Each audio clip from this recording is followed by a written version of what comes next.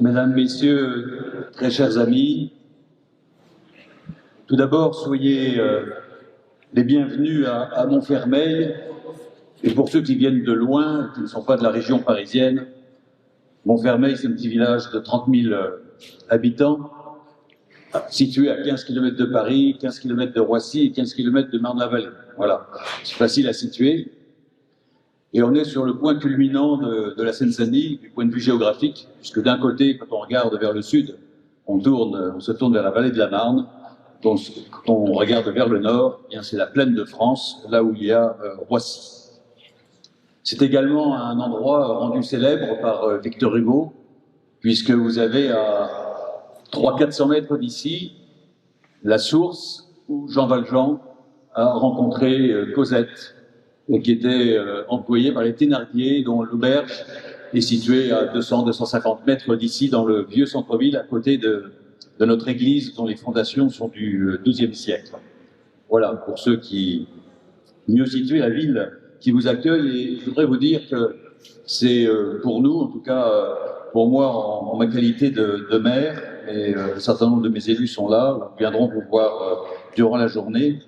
C'est un honneur de vous accueillir et nous le faisons avec beaucoup d'humilité, puisque voilà, nous avons pris des positions, certes, mais peut-être que nous n'avons pas à souffrir dans notre chair, comme bon nombre d'entre vous, les conséquences de ce que nous avons eu à vivre ces dernières années. Donc c'est vraiment avec une très grande humilité que nous vous accueillons. Je voudrais vous remercier également de votre présence et de l'intérêt que vous portez à ces différents sujets et du bien que vous apportez à la vérité des choses. Et lorsqu'on travaille pour la vérité, on travaille également pour le bien de nos semblables. Remercier tous les orateurs qui vont se succéder à la tribune. Les remercier pour la qualité et la persévérance mise à approfondir leur domaine d'observation et de recherche. Et j'aurai une mention particulière pour cette idée originale, très puissante des bâches, qui, voilà, les cathédrales avec leurs vitraux et leurs statues, c'était un catéchisme de pierre, un catéchisme de verre. Ben là, il y a une espèce de catéchisme de bâches, et que ces bâches servent à bâcher un certain nombre de personnes me semble plutôt approprié. Voilà, donc bravo pour le travail, parce que c'est très clair, c'est factuel, bien à lire. Merci.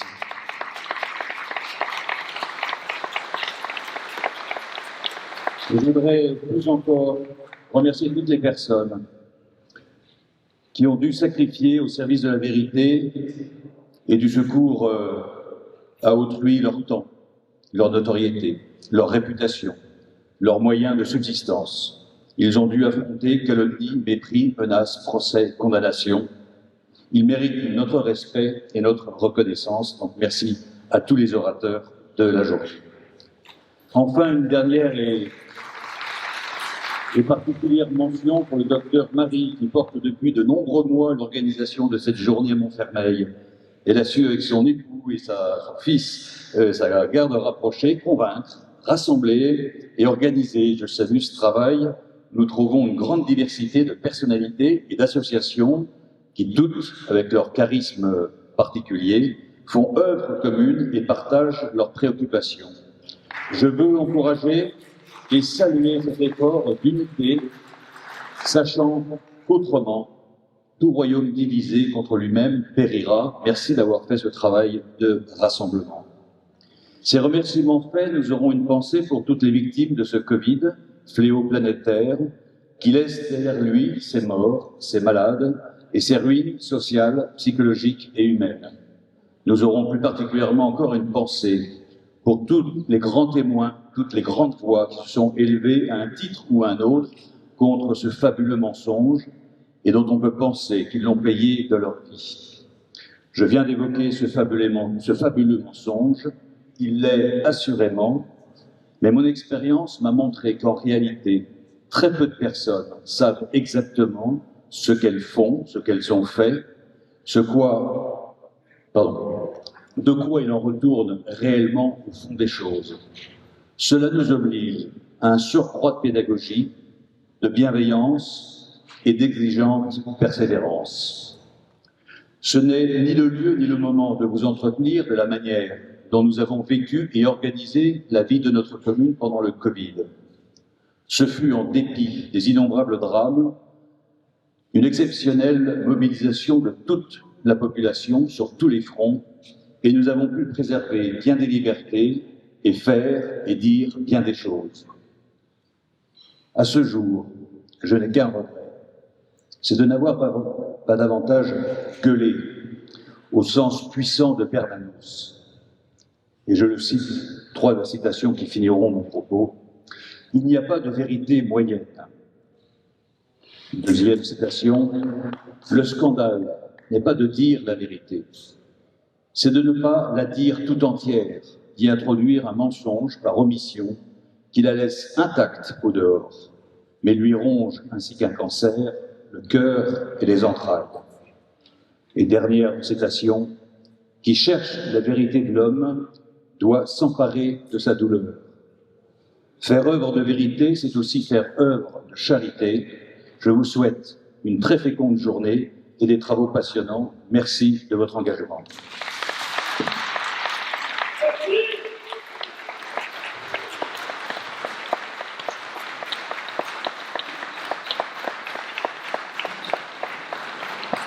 Donc, merci, Monsieur le maire, de nous avoir reçus et de nous avoir permis de nous réunir pour témoigner. Merci également à tous les participants présents. 5 ans après cette crise sanitaire, une synthèse s'imposait sous tous ses aspects. J'ai été suspendue pour avoir refusé d'être vaccinée, ou plutôt de recevoir cette injection génique expérimentale. Le jour où j'ai dû dire au revoir au dernier patient, j'avais promis de faire cette journée. Quel choc de ne plus pouvoir soigner. Je me rappelle les paroles d'une consoeur suspendue. Nous sommes orphelins de nos patients. Dans mon choix, j'ai été guidée par Jean-Marc Sabatier, que je remercie. Il m'a fait comprendre le mécanisme de la spike, virale ou vaccinale, et ses effets. J'ai eu également la chance d'entendre Andrew Hill d'Oxford expliquer les bienfaits et l'innocuité de l'ivermectine. Les incohérences des décisions sur le plan sanitaire et le refus de prise en charge précoce des patients ont renforcé mon choix. L'Agence nationale de sécurité du médicament a arrêté de publier les effets indésirables depuis juillet 2023. Mais le nombre croissant des associations de victimes témoignent de ces effets indésirables liés à cette vaccination contre le Covid. Des victimes ici présentes souhaitaient témoigner. Nous ne les oublions pas, mais il était important de traiter cette crise sous tous ses aspects. Les autres victimes, les lanceurs d'alerte, les scientifiques, ceux qui ont été fidèles à leur serment, médecins, infirmières, tous ceux qui sont restés fidèles à leur éthique. Nous pensons à eux et en particulier Éric Loridan, Louis Fouché, Denis Agrey, qui n'ont pas pu être présents, et également Anine Humil. J'ai une pensée particulière pour Christine Coton, qui m'avait promis en novembre 2023 d'être présente à Montfermeil. Malade, nous lui adressons tout notre soutien et nos vœux de prompt rétablissement. Je vous recommande la lecture de son livre « Tous vaccinés, tous protégés ». Restons tous unis, vaccinés et non vaccinés, et que cette journée se passe dans la bienveillance.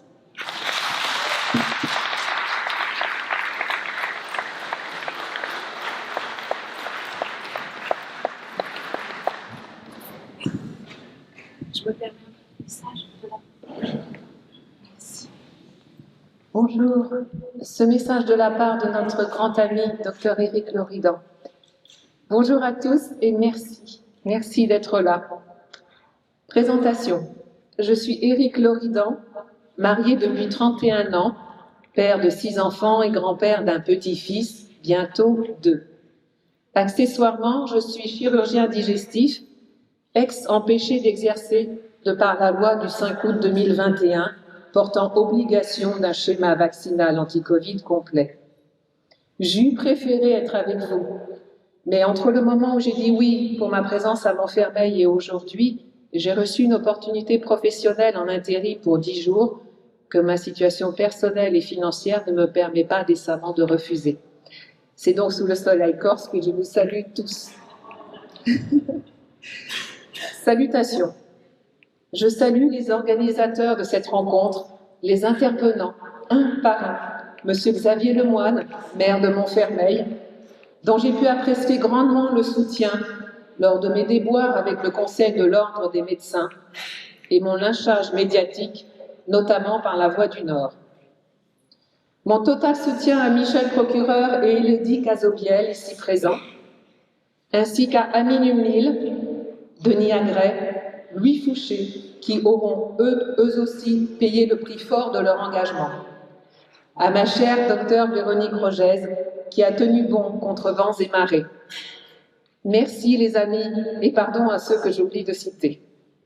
Mes hommages et ma compassion à toutes les victimes de ces injections Covid et aux familles endeuillées, et leurs combats acharnés pour toutes les victimes isolées. Chapeau bas aux associations de victimes qui font un boulot de dingue. Pensée émue pour Christine Coton, qui souffre terriblement et que rien jusqu'à présent ne parvient à soulager. Un monde de mensonges. Sentez-vous comme les choses s'accélèrent?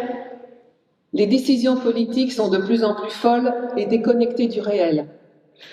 Les lois liberticides et de muselage de la liberté d'expression se font sentir. On nomme un comité dit scientifique censé lutter contre la désinformation médicale des gens qui n'ont eu de cesse d'avoir tort sur tout. Monsieur Yannick Neuder, éphémère ministre de la Santé et de l'Accès aux soins, a confié en août dernier une mission d'expertise indépendante au professeur Mathieu Molimar, à la professeure Dominique Costagliola et au docteur Hervé Maisonneuve. Autant demander aux frères Dalton d'organiser un diplôme de bon citoyen responsable.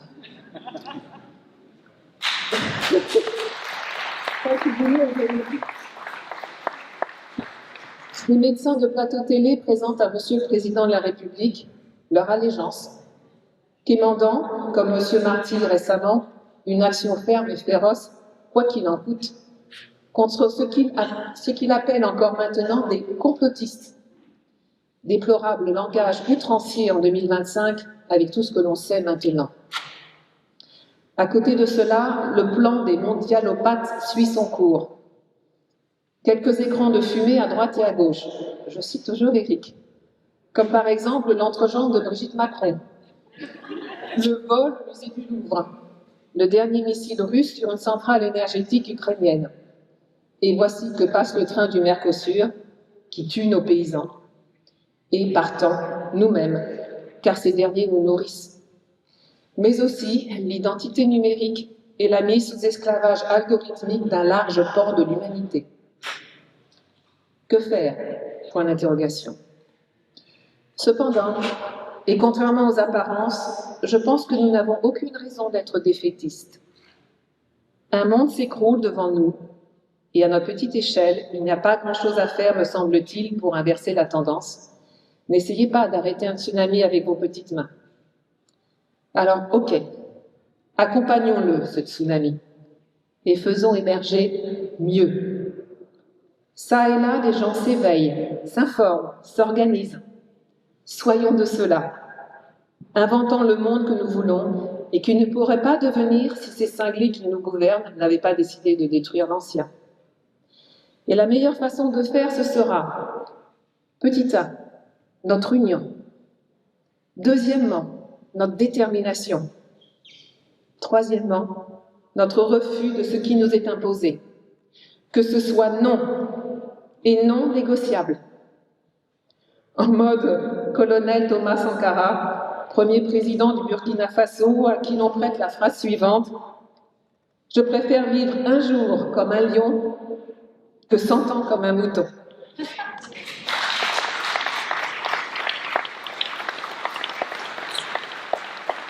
Il a raison. Et jusqu'à preuve du contraire, on n'a qu'une vie, autant qu'elle soit bien remplie. Et je joins le geste à la parole avec ce qui suit. Mon appel au Conseil d'État. En effet, les amis, j'ai quand même de bonnes nouvelles. Ne pouvant pas les annoncer ici moi-même, je laisse à Marie-Pierre le soin de vous lire ceci. Vous savez sans doute que j'ai été interdit d'exercer pour une durée de 3 mois, en appel, par le CNOM. Cette sanction doit arriver du 1er janvier au 31 mars 2026.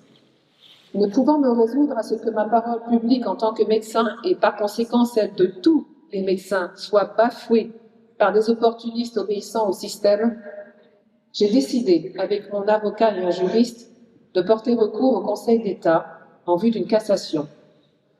Alors vous me direz, oui, et le Conseil d'État, c'est des macronistes carriéristes, etc. Et vous auriez peut-être, sans doute, raison. Sauf que, si on ne passe pas par cette case-là, tout s'arrête. Et les médecins doivent continuer à obéir aux politiques. Pas d'accord. Il m'a fallu obtenir 6 000 € pour qu'un avocat spécialisé en recours au Conseil d'État intervienne. L'occasion de sonder la capacité de chacun à se mobiliser. J'ai fait passer le message via des associations de victimes pour une cagnotte en ligne. Je peux ici vous dire que la cagnotte a plus qu'atteint son objectif, entre ceux qui ont donné 5 €. Et je sais que pour certains qui peinent dès le 15 du mois, c'est beaucoup. Jusqu'à ceux qui avaient les moyens de donner plus. À un point tel qu'il nous sera possible de soutenir financièrement tous ceux qui auront besoin d'une aide pour leur recours en justice. Soignants suspendus, victimes voulant déposer plainte pour empoisonnement. Pas un centime d'euro de cette cagnotte ne sera perdu. Nous y veillerons. Et si le passage au CE ne suffit pas, la case suivante, c'est la Cour européenne des droits de l'homme. Et j'irai. Je n'irai pas seule, car cette cagnotte m'a démontré à quel point vous vouliez que justice soit rendue pour tous. Nous ne pouvons pas faiblir. Les générations futures nous regardent et nous demanderont des comptes sur nos attitudes en temps de crise. En conclusion, lors d'un déplacement professionnel dans le Grand Est, il y avait un tableau très inspirant au restaurant de l'hôtel où j'étais descendue. C'est celui d'un deux-mâts qui approche des côtes sauvages, alors qu'autour de lui, la mer est déchaînée. Il avance, droit, toute voile sortie, déterminé. Il y a peut-être des marins parmi vous. Ceux-là savent que dans telles conditions, chacun est sur le pont, chacun sa faire et sait ce qu'il a à faire pour ne pas couler ni sombrer. Il n'est pas temps de dormir, il n'est pas temps de baisser les voiles.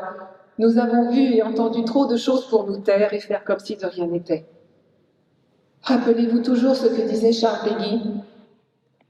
Celui qui ne gueule pas la vérité quand il sait la vérité se fait le complice des faussaires et des menteurs. Je vous aime, Éric.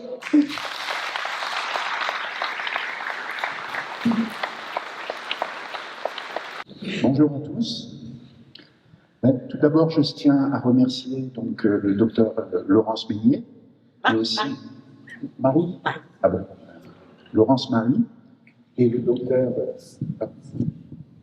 aussi Marie-Pierre Fusilier, et bien sûr le maire de Montfermeil qui nous permet aujourd'hui de nous réunir, donc monsieur Xavier Lemoine. Et puis je vous remercie d'être là aussi pour cette journée. Je me présente, je suis Jean-Marc Sabatier, donc je suis docteur en biologie cellulaire et en microbiologie, j'ai une HDR en biochimie, et puis je suis directeur de recherche au CNRS, encore en fonction, et je m'exprime ici en mon nom propre. Donc là, la thématique d'aujourd'hui, ça va être les ARN messagers. Donc je vais vous parler donc, des ARN messagers donc, en cours, et puis ceux qui sont à venir, pour les approches vaccinales. Alors, tout d'abord, il faut savoir qu'avant 2019, il y avait des vaccins dits traditionnels ou conventionnels. C'était des vaccins, en fait, basés soit sur des microbes inactivés, par exemple un virus inactivé.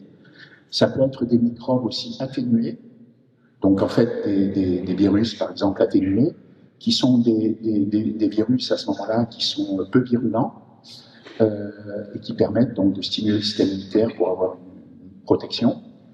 Il y a également, donc, comme vaccin traditionnel, ceux qui sont basés sur des protéines recombinantes, voire des vaccins synthétiques basés sur des peptides synthétiques qui sont des fragments en fait de protéines antigéniques. Et puis il y a aussi les vaccins à vecteurs viraux, où vous avez par exemple un virus, par exemple un adénovirus, qui va inclure un gène qui va coder pour la protéine antigénique. Et puis bien sûr, depuis 2019, depuis la pandémie de SARS-CoV-2, vous savez tous qu'on a développé donc des vaccins entre guillemets à ARN messager.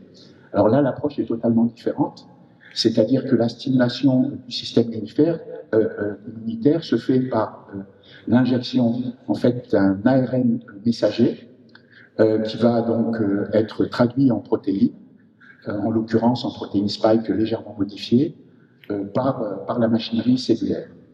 Alors, on a utilisé deux types de vaccins ARN messager. Donc, je parlerai de vaccins par commodité, mais vous savez tous ici que ce ne sont pas des vaccins. Donc, je parlerai donc du Comirnaty, qui est l'approche vaccinale ARN messager de Pfizer-BioNTech et du Spikevax de Moderna.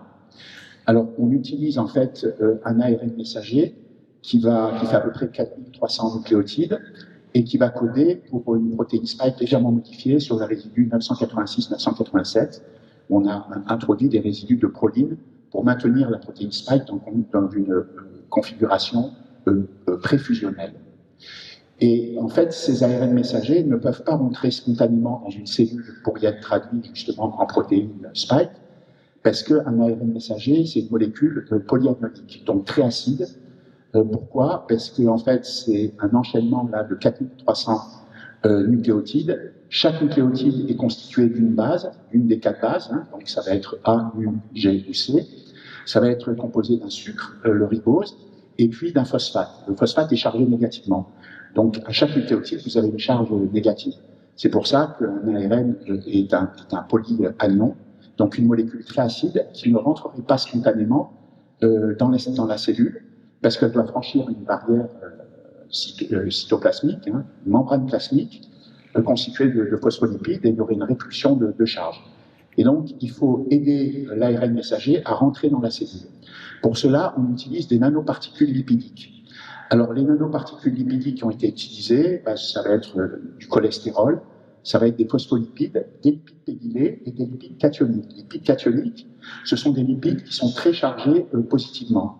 Et ces charges positives donc, forment des ponts salins avec les groupements phosphate des nucléotides de l'ARN messager. Ça permet de neutraliser les charges et ça permet d'une part de protéger, disons, l'ARN messager du système immunitaire quelque part, parce que ça va calmer la stimulation de l'immunité innée, et en plus ça va permettre une vectorisation de l'ARN messager à l'intérieur de la cellule, où il va pouvoir être traduit en protéine spike.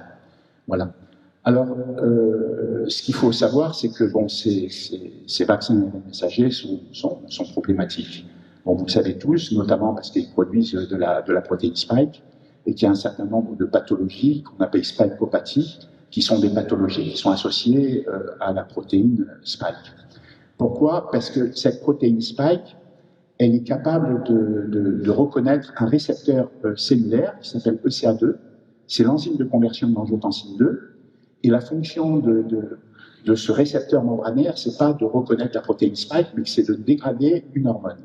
Et notamment, le récepteur ECA2 est capable de dégrader une hormone qui s'appelle l'angiotensine 2, et elle la dégrade en une autre hormone qui s'appelle l'angiotensine 1,7. Et l'angiotensine 2 fait exactement l'effet inverse de l'angiotensine 1,7. Et cette angiotensine 2 donc, est dégradée en angiotensine 1,7, et l'angiotensine 1,7 a deux autres cibles, un récepteur qui s'appelle AT2R et un récepteur qui s'appelle MASR, et ce sont des récepteurs qui sont bénéfiques, qui permettent de calmer la suractivation d'un système ubiquitaire qui s'appelle le système rénine-angiotensine. Mais vous avez ce récepteur ECA2 qui est également capable de cliver une autre hormone qui s'appelle l'angiotensine 1 et qui clive en angiotensine 1,9 et qui a aussi pour cible un récepteur qui s'appelle AT2R qui est un récepteur bénéfique. Et vous voyez que quand la protéine spike se fixe sur le récepteur ECA2, à ce moment-là, elle va gérer la dégradation de l'angiotensine 2 et cette angiotensine 2 va se retrouver en excès. Et à ce moment-là, elle va suractiver son propre récepteur qui lui devient délétère. C'est un récepteur qui s'appelle AT1R. Donc ce récepteur AT1R est suractivé par l'excès d'angiotensine 2. Il est très délétère parce qu'il provoque une constriction des vaisseaux sanguins. Donc il a un effet pro-hypertenseur. Mais il a aussi un effet pro-inflammatoire, c'est-à-dire qu'il va stimuler le système immunitaire et il va être responsable du relargage de cytokines pro-inflammatoires, comme l'interleukine 1, l'interleukine 1 bêta, l'interleukine 6, le TNF-alpha, l'interféron gamma. Donc ça va lancer des voies de signalisation cellulaire qui ont été décrites. Donc ça active un tas de voies de signalisation cellulaire. La plus connue, c'est NF-κB, qui est très délétère. Il y a JAK-STAT, il y a P38-maltinase, etc. Donc il y a un effet pro-hypertenseur, il y a un effet pro-inflammatoire, il y a un effet aussi pro-oxydant, parce que ça active une NADPH oxydase qui s'appelle NOx, qui est à l'origine de la production de particules réactives de l'oxygène, qui sont des précurseurs de radicaux libres ou des radicaux libres. Ça provoque aussi une stimulation de l'angiogénèse, donc ça fait croître les vaisseaux sanguins, ce qui est mauvais justement pour le développement des tumeurs, parce que ça va favoriser le développement des tumeurs. Ça provoque aussi une fibrose d'organes, par exemple le cœur ou les poumons. Ça provoque une hypertrophie des organes, donc les organes ont tendance à grossir, puisque le système rénine-angiotensine va contrôler en fait la différenciation et la multiplication cellulaire. Ça va faire chuter le monoxyde d'azote, qui est une substance qui est très importante pour le fonctionnement du corps humain, parce qu'elle est vasodilatatrice, elle est impliquée dans les phénomènes nésiques, dans les phénomènes cognitifs, dans les phénomènes inflammatoires et également immunitaires. Et puis, également, ce qui se passe, c'est que la suractivation du récepteur AT1R va être prothrombotique, donc il va favoriser les thromboses. Il va favoriser également la désaturation du sang en dioxygène, donc il a un effet pro-hypoxémique. Et comme il a un effet pro-hypoxémique, il va aussi avoir un effet pro-hypoxique, c'est-à-dire qu'il va entraîner une déficience d'alimentation des tissus et des organes en dioxygène. Donc vous voyez que la stimulation du récepteur AT1R est très délétère, justement parce qu'elle peut provoquer tous ces phénomènes. Et en provoquant tous ces phénomènes, elle va être responsable, par exemple, du SAM, du syndrome d'activation macrophagique. Alors le syndrome d'activation macrophagique, ce sont les macrophages qui deviennent hyperréactifs, ils perdent la boule, et ils commencent à s'attaquer aux cellules sanguines, c'est-à-dire ils vont s'attaquer aux hématies, donc aux globules rouges, ils vont s'attaquer aux globules blancs, ils vont s'attaquer aux plaquettes sanguines, et ils vont tuer ces cellules. Et donc ils vont être responsables justement d'une anémie, d'un déficit de globules rouges, ils vont être responsables d'une lymphocytopénie, donc un déficit de globules blancs, et ils vont être également responsables d'une thrombocytopénie, c'est-à-dire un déficit des thrombocytes, c'est-à-dire des plaquettes sanguines. Alors, ce phénomène est connu, il s'appelle l'hémophagocytose. Donc, ça va tuer ce type cellulaire, ça va provoquer une neutrophilie, par contre, une prolifération des granulocytes neutrophiles, et ça va provoquer donc un phénomène d'hémophagocytose qui s'accompagne d'une chute de l'activité des cellules NK, des cellules tueuses, et d'une chute aussi de la production des interférons, notamment des interférons de type 1 et de type 3. Donc, type 1, ça va être alpha et bêta, et pour les types 3, ça va être l'interféron lambda. Donc ça, c'est le syndrome d'activation macrophagique. Mais le dérèglement du système rénine-angiotensine va également provoquer un SAMA, un syndrome d'activation mastocytaire, qui sont en fait des mastocytes, qui sont des cellules de glutéinés qui sont responsables des phénomènes allergiques, qui vont être aussi un peu dérégulés et qui vont se mettre à sécréter le contenu de granules. Et ils vont pouvoir sécréter tout un tas de substances. On connaît plus de 200 substances qui peuvent être potentiellement dégranulées par les mastocytes. Le plus connu, ça va être l'histamine, mais ça peut être des tryptases, ça peut être des prostaglandines, ça peut être de la dopamine, de la sérotonine, même le récepteur ECA, enfin une multitude de molécules qui ont un effet donc délétère sur l'organisme. Après, un troisième phénomène avec le dérèglement du SRA possible, ça va être par exemple un SIBO, une population des bactéries du côlon dans l'intestin grêle. Donc ça va affecter, évidemment, ça va provoquer des troubles gastro-intestinaux, ça va affecter des bactéries gram-négatives anaérobies qui se retrouvent dans le côlon, qui vont remonter la valve iléocolique, qui vont se retrouver dans l'intestin grêle, et dans l'intestin grêle, ces bactéries vont se mettre à proliférer et vont gêner des bactéries commensales qui sont généralement gram-positives aérobies et qui sont très importantes pour nous produire en fait des vitamines, notamment les vitamines de type B, notamment la B1, la thiamine, la B2, la riboflavine, la B6, la pyridoxine, la B8, la biotine, et puis la B12, la cobalamine. Et également la B9, l'acide folique.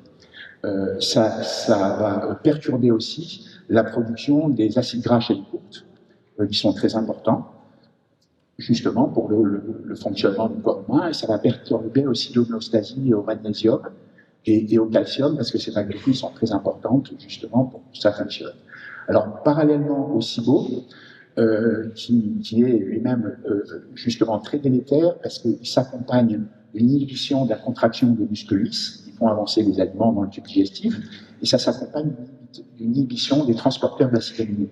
Et c'est très grave parce que ça nous met en carence de neuromédiateurs et d'hormones. Pourquoi? Parce que, par exemple, ça va inhiber le transporteur du tryptophane. Le tryptophane, c'est le précurseur de la mélatonine, de la sérotonine et du NAD, aussi un nicotinamide adénine du nucléotide, qui est très important pour les transferts électroniques, notamment au niveau des mitochondries. Ça nous inhibe les transporteurs aussi de la tyrosine et du tryptophane, qui sont deux autres acides aminés aromatiques, qui eux sont les précurseurs de la dopamine, de l'adrénaline, de la noradrénaline. C'est également la tyrosine qui est le précurseur des hormones thyroïdiennes, la triiodothyronine, la diiodothyronine et la thyroxine, la T4. Donc vous voyez le bazar que ça peut mettre dans l'organisme. Et parallèlement, ça inhibe aussi le transport des acides aminés basiques, la lysine et l'arginine, et également des analogues comme l'ornithine, justement, et la citrulline. L'ornithine, c'est un analogue raccourci de la lysine, et la citrulline, c'est un analogue non chargé de l'arginine. Et ben, ces transporteurs sont très importants parce que ce sont justement ces acides aminés, ces 4 acides aminés, donc protéinogènes et non protéinogènes, sont responsables justement de la production de monoxyde d'azote, qui est donc une substance très importante. Donc, vous voyez le bazar que ça peut mettre. Parallèlement au SIBO, ça peut introduire un SIFO, donc une pullulation en fait fongique dans l'intestin grêle. Ça peut provoquer aussi un IBO, c'est une pullulation en fait des bactéries dans le gros intestin. Et puis ça peut provoquer aussi un IMO, c'est-à-dire en fait une pullulation des archets justement dans le côlon, les archets méthanogènes qui sont responsables par exemple du côlon irritable. Donc vous voyez un peu le bazar que ça peut mettre. Parallèlement, l'activation de la TRR peut provoquer un hypokaliémie, c'est-à-dire un déficit de potassium sanguin, qui s'accompagne de tas de troubles, dont l'encéphalomyalgie, donc le syndrome de fatigue chronique, et également de paralysie. Donc vous voyez un petit peu le problème de ces vaccins. Alors là, si vous voulez, pour les vaccins ARN messager anti-Covid, c'est ce qu'on voit, c'est-à-dire là, à cause de la présence de cette protéine spike. Mais tous les ARN messagers vaccinaux vont être problématiques. Que ce soit des ARN dits conventionnels, parce qu'en fait ils sont expérimentaux, que ce soit des ARN auto-amplifiants, transamplifiants ou à point quantique de graphène, ils vont tous poser un problème. Pourquoi? Parce que ces ARN messagers stimulent des récepteurs qu'on appelle PRR, qui sont des récepteurs de défense de l'organisme. Et on sait que tous les ARN messagers exogènes, donc les ARN messagers vaccinaux qui vont être introduits dans notre corps, ils vont perturber des récepteurs impliqués dans la défense de l'organisme.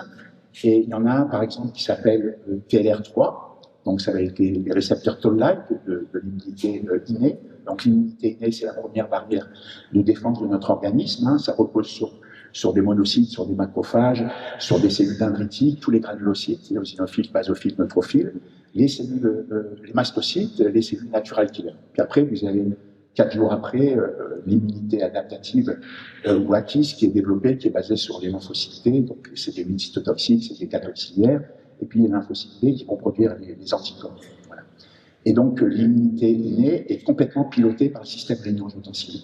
Ce système rénine-angiotensine, il va piloter en fait le fonctionnement de tous nos organes. C'est vraiment le chef d'orchestre de nos organes. Jusque-là, il était connu pour être responsable des fonctions automatiques, c'est-à-dire autonome, rénale, pulmonaire, cardiovasculaire. On disait qu'il était responsable de l'immunité innée de tous les microbiotes, donc microbiote intestinal, qui est le deuxième cerveau, microbiote vaginal, cutané, buccal, pulmonaire, nasopharyngé. En fait, il pilote tout. Il pilote tout et c'est un système qui est ubiquitaire. Donc on retrouve sur tous les types cellulaires, sur toutes les cellules nerveuses, neurones au niveau d'androcytes, astrocytes, cellules microgliales, on les retrouve sur toutes les cellules du système immunitaire, on les retrouve sur toutes les cellules épithéliales, endothéliales, sur les cellules de coups de fer, on les retrouve sur les histiocytes, hein, qui sont des macrophages en fait, qui vivent dans les muqueuses. Cellules de coups de fer, c'est au niveau des sinusoïdes hépatiques, en fait, ce sont des macrophages au niveau des cellules justement sinusoïdes hépatiques. Donc vous voyez que ce système rénine-angiotensine est vraiment extrêmement important parce qu'on le retrouve partout. Il a une activité donc autocrine, il est capable d'agir sur lui-même, c'est-à-dire qu'une cellule peut produire une hormone qui va agir sur elle-même. Il peut agir à distance via la circulation sanguine, donc avoir une activité endocrine. Et il a une activité paracrine parce qu'il est capable d'agir sur les cellules à côté. Et il a une activité donc autocrine parce qu'il est capable d'agir à l'intérieur, intracrine, à l'intérieur en fait de la cellule, et il est présent au niveau de toutes les membranes. Donc membrane plasmique, donc la membrane externe de la cellule, mais il est également présent sur les membranes nucléaires, donc qui protègent l'information génétique. Il est présent sur la membrane des mitochondries, membrane interne et externe, là où se produit l'énergie chimique de la cellule. Il est présent au niveau des endosomes, des exosomes, des lysosomes, des phagosomes. Il est présent partout. Et il est présent partout parce qu'il contrôle tout. Il ne contrôle donc pas uniquement la respiration, la tension artérielle, l'équilibre hydrosodé, mais il contrôle tout. Et ce système rénine-angiotensine est dérégulé par la protéine spike parce qu'elle suractive ce récepteur AT1R, parce que la protéine spike, en fait, interfère avec ce système physiologique qui contrôle le fonctionnement du corps humain. Et donc, c'est pour ça qu'on comprend que la protéine spike des vaccins est capable de déréguler ce système, parce que la protéine spike vaccinale est capable de reconnaître le récepteur ECA2 alors qu'elle ne devrait pas le faire. Et en reconnaissant le récepteur ECA2, elle se fixe sur le récepteur ECA2 et elle fait la même chose que le virus, c'est-à-dire qu'elle dérégule le système rénine-angiotensine. Elle conduit à un excès d'angiotensine 2, puisque l'angiotensine 2 n'est pas dégradée correctement par le récepteur ECA2, et donc elle va suractiver son récepteur et elle va être responsable de différentes pathologies, donc neurodégénératives, cardiovasculaires, gastro-intestinales, également de l'auto-immunité, et puis des cancers, dont les turbocancers. Donc vous voyez un peu les problèmes de ces vaccins. Alors pourquoi les vaccins ARN messager anti-Covid sont problématiques? D'une part, parce qu'on ne contrôle pas la production de l'antigène. Quand on injecte une même quantité de vaccins, enfin d'ARN messager à une personne, par exemple 30 microgrammes, comme c'est le cas du vaccin Comirnaty de Pfizer-BioNTech, et ben, deux personnes qui reçoivent la même quantité d'ARN messager peuvent produire des quantités différentes de protéines spike. Donc il y a un problème justement dans la production, hein, qui est inégale. Après, il y a un autre problème, c'est qu'on ne connaît pas la dégradation justement des ARN messagers et également de la protéine antigénique produite. Ça va être la protéine spike vaccinale. Actuellement, on sait par exemple que l'ARN messager vaccinal peut se retrouver 2 mois après l'injection vaccinale. Et aujourd'hui, il a été publié que la protéine spike vaccinale pouvait être retrouvée jusqu'à 3 ans après l'injection. Jusqu'à présent, on était à 709 jours. Maintenant, ils ont décrit 3 années. 3 années ce matin, en fait. Donc, on ne contrôle pas le catabolisme, c'est-à-dire la dégradation à la fois d'ARN messager et puis du produit de la traduction de l'ARN messager, donc la protéine spike légèrement modifiée. On ne contrôle pas non plus la biodistribution, c'est-à-dire qu'évidemment, ça ne reste pas dans le muscle deltoïde, ça circule partout et ça peut être virtuellement capté par n'importe quel organe. Il y a aussi un effet délétère des nanoparticules lipidiques qui servent à protéger les ARN messagers contre l'immunité innée et également pour vectoriser donc, ces ARN messagers dans les cellules. On sait par exemple que les nanoparticules lipidiques sont délétères, ça a été décrit même avant 2019. C'est capté par exemple par la rate, par les organes reproducteurs, donc c'est très délétère. Après, on ne connaît pas également quelles sont les protéines antigéniques qui vont être produites à partir des ARN messagers. Alors pourquoi? C'est que ces ARN messagers sont modifiés. Ils ont été modifiés pour être très stables. Et notamment, ils ont modifié une des 4 bases. Les bases, c'est AUGC, hein, les ARN, et ATGC, donc pour de l'ADN.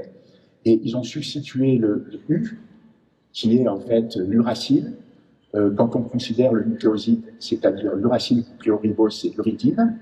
Donc, ils ont substitué l'uridine par la méthyl-1-pseudouridine, et c'est très problématique, justement. Il y a énormément de méthyl-1-pseudouridine dans un ARN messager vaccinal anti-Covid. Pourquoi? Parce que cet ARN messager, comme je vous l'ai dit, fait à peu près 4300 nucléotides, enfin un petit peu moins. Il y a une petite différence entre le Spikevax et le Comirnaty, de quelques dizaines de nucléotides. Mais ce qui se passe, c'est qu'il y a quand même plus d'un millier de méthylène-pseudouridine, et on sait qu'à chaque fois que le ribosome, qui est la machinerie cellulaire de traduction des ARN messagers, voit une méthylène-pseudouridine, et ben une fois sur 10, en fait, dans 10% des cas, il se trompe. C'est-à-dire qu'il ne reconnaît pas bien la méthylène-pseudouridine, il saute le cadre de lecture. Et quand il saute le cadre de lecture, il va lire un triplet qui n'a plus rien à voir avec le triplet qu'il aurait dû lire. Et ça conduit à l'incorporation d'un acide aminé qui n'a strictement rien à voir avec l'acide aminé qui normalement aurait dû être incorporé dans la protéine spike.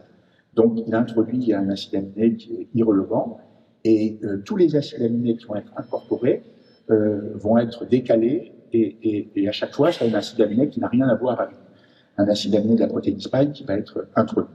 C'est-à-dire que quand ce ribosome voit une méthylène-pseudouridine, il saute dans 10% des cas, donc le cadre de lecture, et tous les acides aminés qui vont être en aval ne vont rien avoir à voir avec la protéine spike, et quand il ne se trompe pas, il ne saute pas le cadre de lecture, ben, il se trompe quand même, c'est-à-dire qu'il ne va pas incorporer le bon acide aminé, il va incorporer un des 19 autres acides aminés, et c'est pour ça qu'il y a une multitude de protéines qui n'ont strictement rien à voir avec la protéine spike, qui vont être produites à partir de ces ARN messagers vaccinaux. Et c'est très problématique parce que ça veut dire que ces protéines aberrantes, qu'on appelle protéines hors cible, protéines fantômes, sont des protéines inconnues. Elles vont également stimuler le système immunitaire. Et en cas d'immunoréactivité croisée, et ben, par exemple, un anticorps anti-protéine inconnue qui va être capable de reconnaître une autre molécule dans l'organisme, et ben, ça va conduire en fait à des troubles métaboliques qui peuvent être responsables de cancer, de cancer, de maladies auto-immunes. En tout cas, ça va être très délétère. Donc, vous voyez avec le nombre de méthylène-pseudouridine le problème qu'il peut y avoir justement avec une production d'une multitude de molécules inconnues. Et ça a été démontré formellement le 6 décembre 2023 dans un article de Nature qui aurait dû tout arrêter. Normalement, ça n'aurait jamais dû commencer d'ailleurs, mais bon là, ça aurait dû tout arrêter. Et on continue de plus belle, c'est-à-dire qu'on utilise encore le dérivé méthylène-pseudouridine et la vaccination ARN messager est poussée. Là, c'est carrément de la folie. Donc vous voyez qu'il y a ce problème de production de protéines qui n'ont rien à voir avec la protéine spike. Après, il y a un autre problème qui est majeur, c'est que justement, il existe un problème de rétrotranscription de l'ARN messager en ADN et d'intégration de l'ADN bicaténaire en fait dans le génome humain. Donc ça a été démontré in vitro, ça a été même démontré in vivo sur le chromosome 19, justement, et là c'est très problématique. C'est-à-dire on a un système endogène qui s'appelle LAN1 qui est capable de copier l'ARN messager vaccinal il est capable de le copier en ADN, et ce brin d'ADN est dupliqué pour faire un ADN bicaténaire qui s'intègre dans le génome humain. Et là, c'est très problématique parce que potentiellement, ça se transmet donc aux générations futures. Alors, ce qu'on n'a pas pu démontrer à l'heure actuelle, c'est la présence de la totalité de l'information génétique de la protéine spike dans le génome humain. Mais par contre, ça a été démontré sur des dizaines de lignées cellulaires humaines qui avaient bien une rétrotranscription et une intégration d'un fragment de la protéine spike, en fait, dans le génome humain. Donc, vous voyez, c'est les problèmes qui sont posés par ces ARN messagers. Alors, comme je vous le disais précédemment, tous les ARN messagers sont capables de stimuler des récepteurs. Je vous ai parlé du récepteur TLR3, Toll-like récepteur 3, mais il stimule également un autre récepteur qui s'appelle le TLR7 et également le TLR8. Donc, TLR3, TLR7, TLR8, ce sont des récepteurs qu'on retrouve sur des cellules de l'immunité innée, mais pas que, on peut les retrouver sur des cellules épithéliales aussi, des cellules endothéliales, principalement sur des cellules du système immunitaire. Ce sont des récepteurs qu'on retrouve au niveau des endosomes. Les endosomes, ce sont des structures qu'on retrouve à l'intérieur du cytoplasme cellulaire. Le virus peut rentrer par deux voies. En fait, le virus SARS-CoV-2 Il peut rentrer par deux voies, il peut rentrer par une voie endosomale, une voie non endosomale. Donc dans la voie non endosomale, en fait, il y a la protéine spike qui reconnaît le récepteur ECA2. Et après, pour qu'il puisse rentrer dans la cellule, il faut couper la protéine spike. C'est un phénomène qui s'appelle le priming. Et à ce moment-là, une fois que le virus s'est fixé en fait sur le récepteur ECA2, il y a une autre enzyme qui est une sérine protéase, qui s'appelle PRSS2, qui vient couper la protéine spike, ce qui permet l'internalisation justement de l'information génétique du virus dans la cellule. Ça, c'est une voie de fusion directe. Et puis, il y a une deuxième voie qui est une voie donc, endosomale. Et là, la protéine spike du virus reconnaît aussi le récepteur ECA2, mais là, c'est pas la protéine TFRSS2 qui va couper la protéine spike pour faire le priming, ça va être soit la furine, soit la catepsine. Donc, quand c'est la furine, c'est une voie d'internalisation rapide, quand c'est la catepsine, c'est une voie d'internalisation plus lente.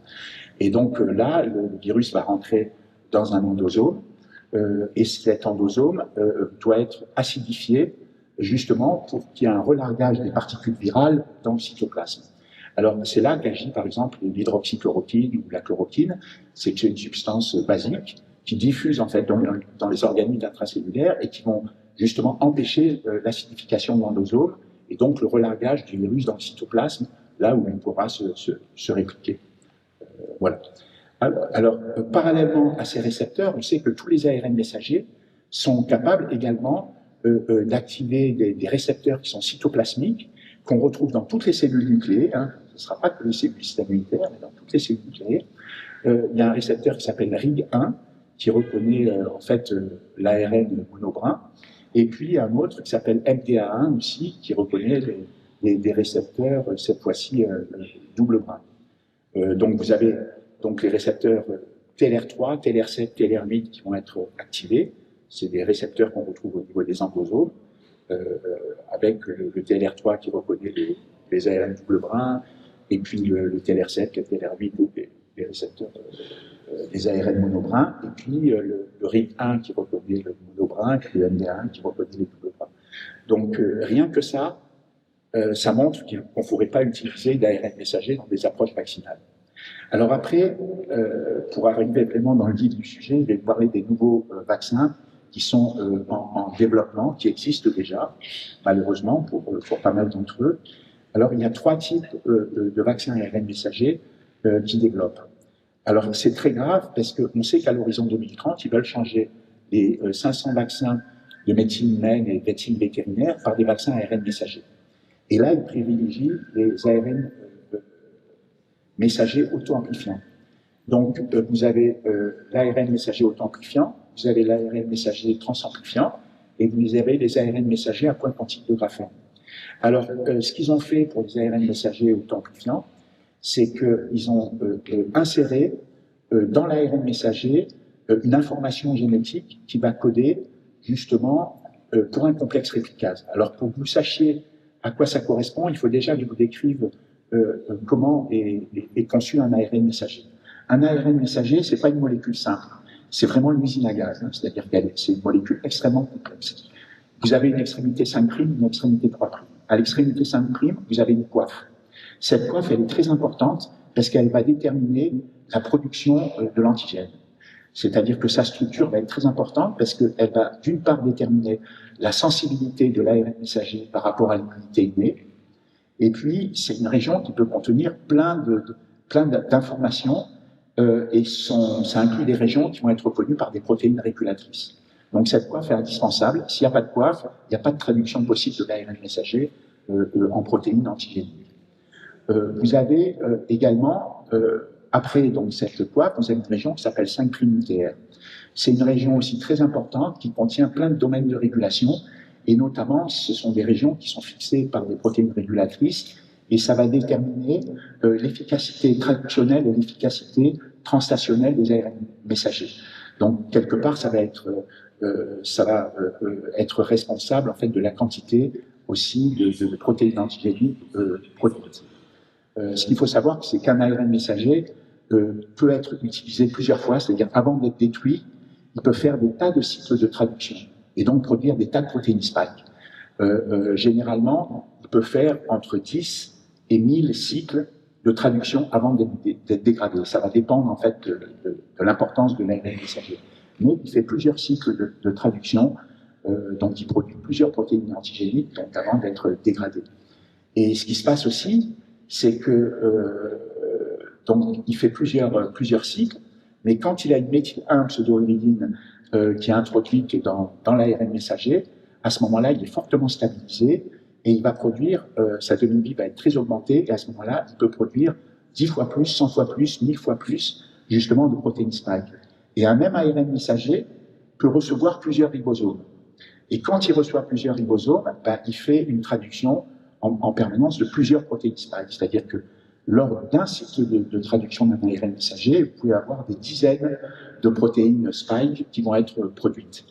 Et là, justement, cette facilité de produire des protéines spike va aussi dépendre de la nature de la région 5' nucléaire.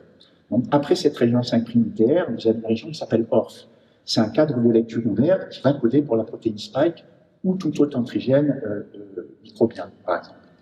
Après cette région, justement, ORF, vous avez une autre région qui s'appelle 3' nucléaire. Alors, c'est une région très importante. Elle peut être toute petite comme elle peut être très grande. Généralement, elle fait entre 800 et 1000 nucléotides.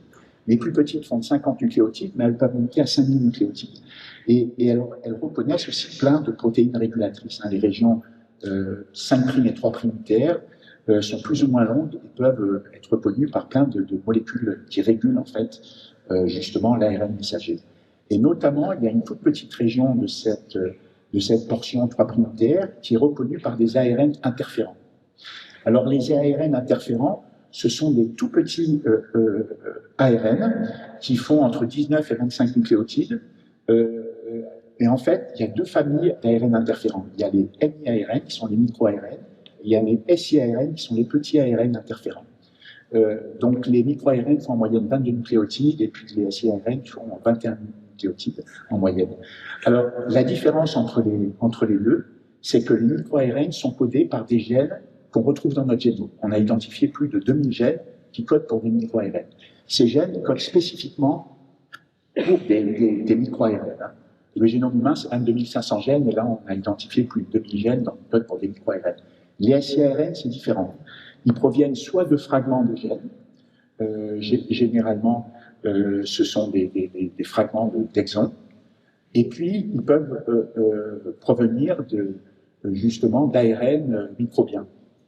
D'ARN viraux, par exemple. Donc, eux ne sont pas codés par des gènes. Alors, les micro-ARN ont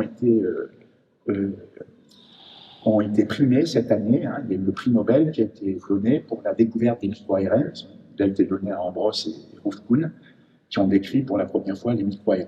Alors que l'année d'avant, c'est Catalina Carico et puis Drew Westman qui l'avaient eu pour la mise au point, justement, des dérivés méthylin pseudohydridine, enfin des dérivés de nucléotides qui sont utilisés dans les vaccins, qui sont en fait des vraies cochonneries, puisqu'ils s'aboutissent justement à la production de protéines inconnues, de protéines hors cible. Oui. Ah oui, je vais accélérer un petit peu. Oui. Donc je ne vais pas parler des ARN interférents. Oui, ils sont assez critiques. Oui. Alors, après, il y a une queue à l'extrémité 3', il y a une queue de polyadénylation qui va être très importante parce qu'elle va déterminer, en fait, la durée de vie de l'ARN messager, parce que les ARN messagers sont dégradés à partir de l'extrémité 3', généralement. Donc là, vous avez la structure d'un ARN messager classique, comme le polymernatin ou le Spikevax. Voilà, de Pfizer-BioNTech et Moderna. Alors, ils ont rajouté dans les ARN messagers autoamplifiants donc un complexe réplicase. Le complexe réplicase, c'est un domaine qu'ils insèrent entre les régions 5' nucléaires et la région ORF, qui code pour la protéine antigénique. Et c'est une information génétique qui va coder pour un ensemble de protéines non structurales qui proviennent d'un virus. Alors, c'est soit un flavivirus, soit un alphavirus. Actuellement, on n'utilise que des alphavirus. Et il y a 3 types d'alphavirus qui sont utilisés. Il y en a un, c'est le virus de la forêt de Serengeti, l'autre, c'est le virus Simvis, et l'autre, c'est le virus de l'encéphalite équine vénézuélienne. Actuellement, tous les vaccins qui sont développés, soit en médecine animale, soit en médecine humaine, sont basés sur le virus de l'encéphalite équine vénézuélienne. Il y a 4 protéines qui sont produites, qui sont des protéines non structurales, qui s'appellent NSP1 jusqu'à NSP4, et elles fonctionnent de concert, et c'est un complexe enzymatique qui a une activité ARN polymérase et ARN dépendante. C'est-à-dire qu'à partir d'un ARN messager, ces 4 protéines sont capables de produire le brin complémentaire de l'ARN messager, qui va être de polarité négative, c'est-à-dire qu'il ne pourra pas être traduit en ARN, en protéines antigéniques, mais il va servir d'amorce pour que le complexe réplicase puisse fabriquer le brin complémentaire de ce brin néoformé, et ce brin complémentaire correspond à l'ARN messager auto-amplifiant. Alors, il est légèrement différent. Pourquoi? Parce que l'ARN messager auto-amplifiant qu'ils utilisent a le dérivé méthylamine-pseudouridine, alors que ceux qui vont être produits en fait dans l'organisme ne vont pas avoir de méthylamine-pseudouridine forcément, parce que la méthylamine-pseudouridine ne se retrouve pas dans l'organisme. Elle est uniquement produite pour les ARN messagers synthétiques. Donc, en gros, un ARN messager auto-amplifiant, c'est un ARN qu'on va vous injecter, qui va être traduit en protéines antigéniques et en complexe réplicase, et ce complexe réplicase va être capable de faire des copies de l'ARN messager auto-amplifiant. Donc, vous voyez le problème, c'est qu'on ne va pas du tout maîtriser la quantité d'ARN messager produit. Donc, danger extrême, ça sera forcément très délétère. Alors, le deuxième type d'ARN qui sont en train de développer, c'est l'ARN messager transamplifiant. Alors, le principe est le même, hein. C'est-à-dire qu'à la place d'avoir un seul gros ARN messager auto-amplifiant, qui est très difficile à fabriquer parce qu'il est très complexe, hein, un ARN messager auto-amplifiant, ça fait 3 à 5 fois la taille d'un ARN messager normal. Donc, on produit des transamplifiants, c'est-à-dire qu'on coupe la poire en deux, on fabrique 2 ARN messagers, un qui va coder pour le complexe réplicase et l'autre qui va coder justement pour la protéine antigénique. Ah oui. Donc l'avantage, c'est qu'ils vont utiliser un seul ARN messager, le même pour tous les vaccins, celui qui code pour le complexe réplicase, et puis après, juste un autre ARN messager qui va coder pour la protéine antigénique. Et puis il y a un troisième ARN qui développe, enfin vaccin ARN messager, donc à point quantique de graphène. Donc on part de l'acide citrique, dessus on fait une pyrolyse, on obtient un espèce de dérivé avec des charges positives, des charges négatives, on fait une carbonisation dessus, on obtient du graphène, qui est en fait de la boule de crayon, on fonctionnalise ce graphène avec différents réactifs, généralement on utilise le polyéthylénine, qui apporte plein de charges positives sur le graphène, et tous les ARN messagers qui sont des polyanions viennent se fixer sur les charges positives du graphène qui a été fonctionnalisé. Et le danger en fait de cette approche, c'est déjà que le graphène n'est pas biocompatible, même l'oxyde de graphène n'est pas biocompatible. Et puis surtout, le problème, c'est que ce sont des approches dangereuses dans la mesure où elles peuvent être activées par de l'énergie photonique, donc par de la lumière, mais également par des ondes électromagnétiques et par des ultrasons. Voilà. Alors, ce qu'il faut savoir actuellement, en France, il y a 3 vaccins ARN messagers qui ont été acceptés. Il y en a un qui a été développé par Moderna contre le virus respiratoire syncytial, la bronchiolite, chez les personnes qui ont plus de 65 ans. Donc celui-là a été accepté récemment. Il y a un autre vaccin ARN messager auto-amplifiant qui s'appelle le Costev, qui est un vaccin qui a été adopté déjà au Japon en 2023. Donc c'est un vaccin ARN messager auto-amplifiant anti-Covid. Et puis il y a le Seva, donc c'est le vaccin Seva Response AI H5 parce qu'il est dirigé contre l'hémagglutine H5. C'est pour lutter contre la grippe aviaire, notamment de canard. C'est le H5N8. Donc ceux-là sont déjà acceptés. Hein. Ils sont acceptés, ils sont sur le marché. L'ATU a été reconduite pour le vaccin Seva jusqu'en 2027 pour le canard. Et ça a même été étendu aux volailles. Donc maintenant, les poulets peuvent être aussi injectés au vaccin ARN messager auto-amplifiant. Alors là, dans ce vaccin-là, ils n'utilisent pas de nanoparticules lipidiques, hein. Ils utilisent des nanoparticules d'oxyde de fer donc d'oxyde ferrique, Fe2O3 ou Fe3O4. Ils utilisent du squalène dedans et puis aussi des piles cationiques.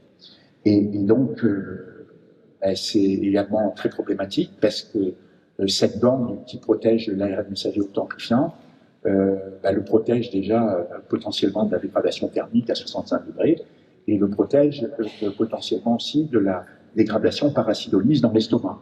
Quand on va manger, par exemple, du canard, magret de canard ou du foie gras, mais surtout du magret de canard qui est un peu rosé, qui n'a pas chauffé, potentiellement, on a de l'ARN messager auto-amplifiant fonctionnel qui peut passer dans la circulation sanguine parce qu'il va être au contact des muqueuses buccales et puis de la muqueuse de l'œsophage.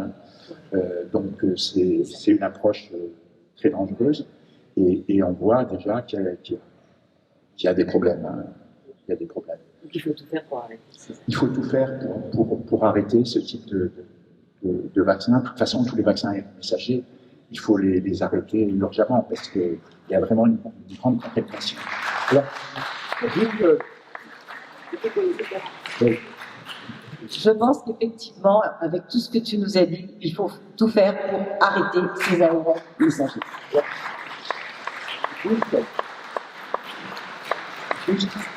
Il faut du métier parce que il y a une autre plateforme qui s'appelle Security, qui est développée par Merck Animal Health contre normalement c'est pas contre, c'est censé protéger, mais pour les animaux domestiques aussi, pour les chats et pour les chiens. Et ils développent aussi cette plateforme Security qui sont en fait des ARN messagers auto-amplifiants aussi pour vacciner les porcs, les volailles, les ovins et les bovins. Alors, c'est pas encore accepté en Europe, mais par contre, ça existe déjà en Amérique, notamment aux États-Unis et au Canada. Ces vaccins sont déjà là, ils existent. Et ils existent également pour les animaux domestiques. Il y en a un contre la rage, un contre la leucosphénine. C'est un vaccin qui s'appelle Novivac. Et puis, il y en a un autre aussi contre la grippe canine, H3N2. Voilà, qui existent, et ceux-là, ils sont évidemment très dangereux parce que ce sont des auto-amplifiants. Alors, l'approche en 2 mots est complètement différente. Pour les fabriquer, ils partent de plasmides d'ADN, soit 2, soit 3 plasmides. Un plasmide d'ADN qui contient l'information génétique du complexe réplicase plus de l'antigène, un autre ADN qui va coder pour la capside du virus de l'encéphalite vénézuélienne. C'est un souche atténuée qui a été sélectionnée, qui s'appelle TC83. Et puis, il y a un 3e ADN qui, lui, va coder pour les glycoprotéines d'enveloppe, justement, des glycoprotéines d'enveloppe du virus de l'encéphalite vénézuélienne, E1, E2, E3 et 6 KDA. Ils font une transfection de cellules véro. Ce sont des cellules de singe vert qui sont problématiques aussi, et qui sont utilisées déjà dans des vaccins qui sont problématiques. Ils les utilisent parce qu'elles sont facilement infectables, parce qu'elles ne sont pas de système interféron. Et à partir de là, ils vont purifier en fait les particules à réplicants d'ARN qui vont inclure en fait que l'information génétique qui va coder pour le complexe réplicase et l'antigène. Donc avant la phase ADN, production d'ADN, ils font agir une restrictase pour ouvrir l'ADN, ils font agir après une polymérase T7 justement pour produire l'ARN messager, et c'est cet ARN messager qui est transfecté dans les cellules véro, et ils purifient après ces cellules véro, et ça c'est un gros problème, parce qu'ils estiment qu'au-delà de 95% c'est bon, mais ça veut dire qu'il y a potentiellement plusieurs pourcents en fait, de contamination, et c'est dangereux parce que la contamination, ça veut dire que ça va être une contamination en fait par le 2e ou le 3e justement ARN messager, et ça veut dire que potentiellement on a un virus de l'encéphalite vénézuélienne, le TC83, qui est fonctionnel, et vous savez que l'homme ce virus peut provoquer chez l'homme des encéphalites, donc des inflammations de l'encéphale chez l'homme. Donc vous voyez le danger. Donc pour conclure, excusez-moi d'avoir été trop long, bon, c'était un peu technique, mais disons que je pense que vous avez pu vous rendre compte des dangers qui sont liés donc, à cette approche vaccinale, qui n'en est pas une, qui ne devrait vraiment pas être utilisée. Voilà. Je vous remercie pour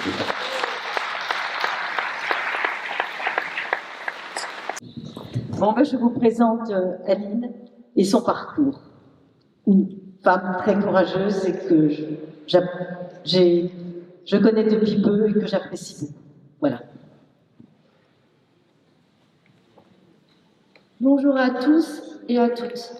Je m'appelle Aline, j'ai 37 ans et je suis maman de 3 enfants. Owen qui a 10 ans, Marvin 5 ans et demi et Serena, ma petite dernière, née le 12 janvier 2022. Je suis là parce que ma vie, celle de ma famille et surtout celle de Serena ont été profondément bouleversées et que je ne veux plus garder tout ça en moi. Je suis tombée enceinte de Serena en mai 2021. La grossesse se passait très bien. En juillet 2021, alors que j'étais enceinte de 3 mois, je reçois une première injection de Pfizer. À ce moment-là, je fais ce qu'on me dit de faire. Je veux protéger mon bébé, je veux faire ce qu'il faut. 1 mois après, je recevrai une deuxième dose. Après cette première injection, on remarque que Serena est très en bas de la courbe de croissance. On me propose une surveillance rapprochée toutes les semaines. Je commence à m'inquiéter, mais je fais confiance. Enceinte de 7 mois, je tombe malade. Je tousse énormément, j'ai de la fièvre. Je vais aux urgences, on voit que Serena fait de la tachycardie, mais on me dit que ce n'est pas inquiétant. Personne ne sait vraiment ce que j'ai. Finalement, c'est cette toux qui déclenche l'accouchement. J'accouche à 38 semaines. Heureusement, ce n'est pas considéré comme prématuré.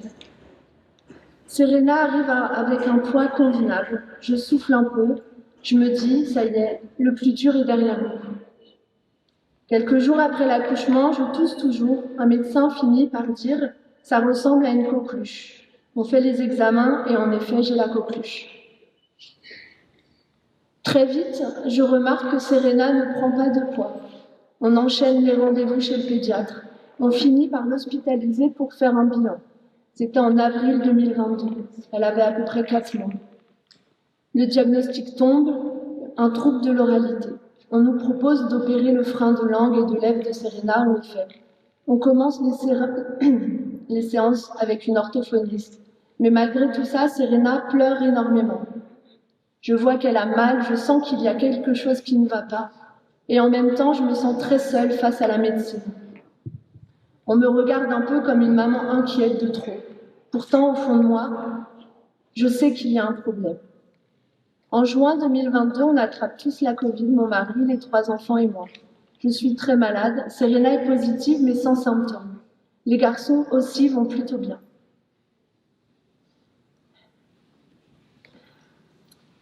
Le 12 juillet 2022, en changeant Serena, je découvre du sang dans sa couche.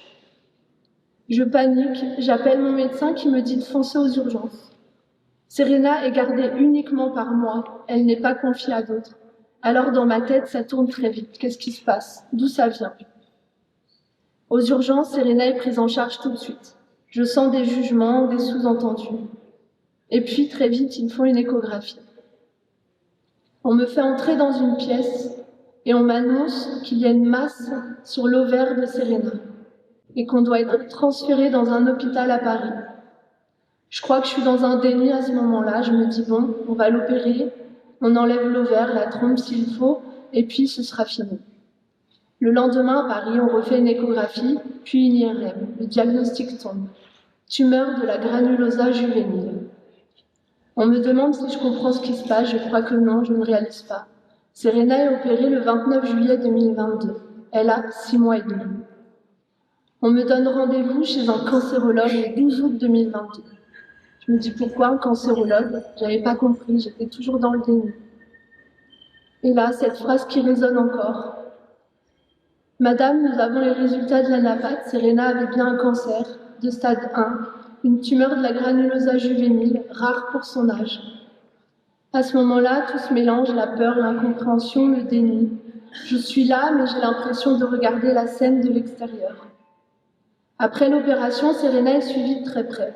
Prise de sang, échographie d'abord tous les mois, puis tous les 3 mois. En 2023, on a une année un peu plus calme. On commence à respirer un peu. De mon côté, je tombe souvent malade. Infection ORL, infection pulmonaire, pneumonie, grippe, otite, sinusite. On doit même poser des aérateurs au niveau des oreilles en avril 2023. J'ai 35 ans.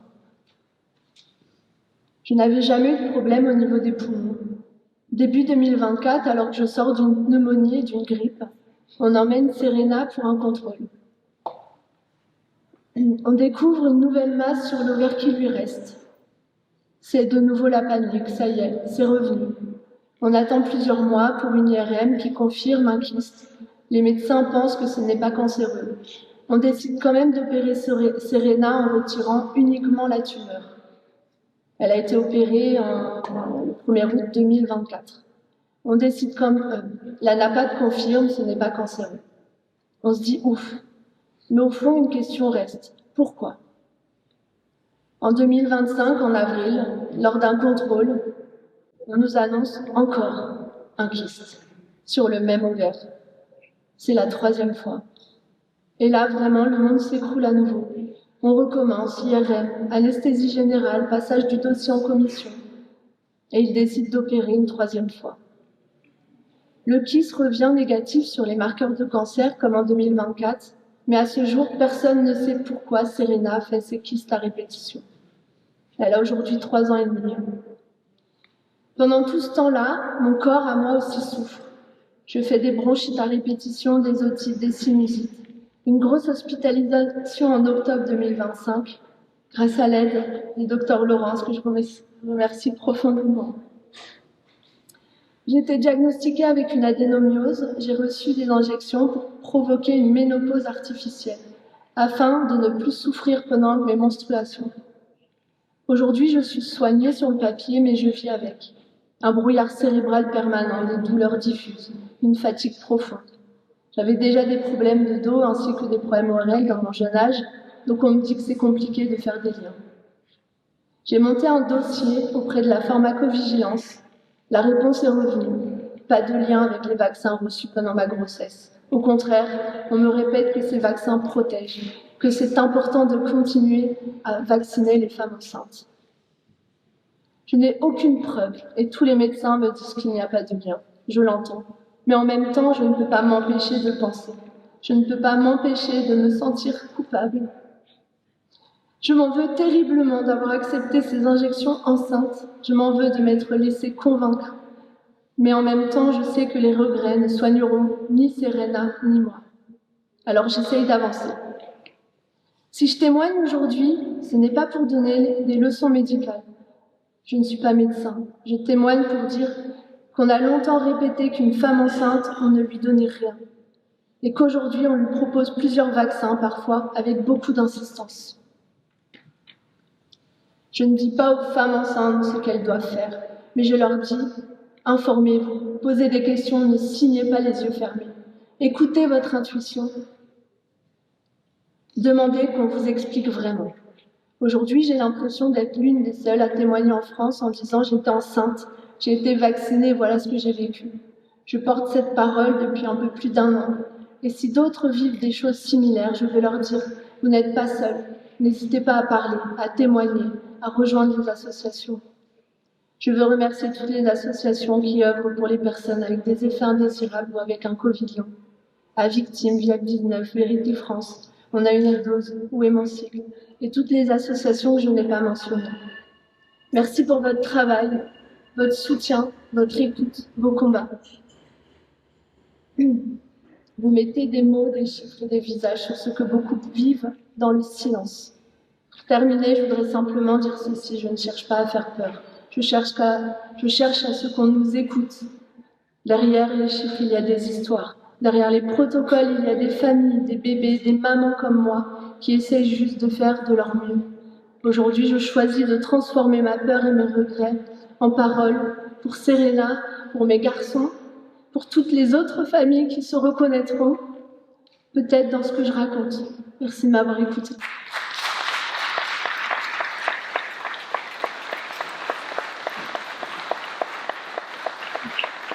Alors, je remercie Dr Marie, Laurence Marie et Marie-Pierre Fusilier de m'avoir invité, de m'avoir donné la parole, vous savez, sur un sujet qui est toujours controversé, qui est la présence du graphène non homologué et non déclaré dans l'étilion.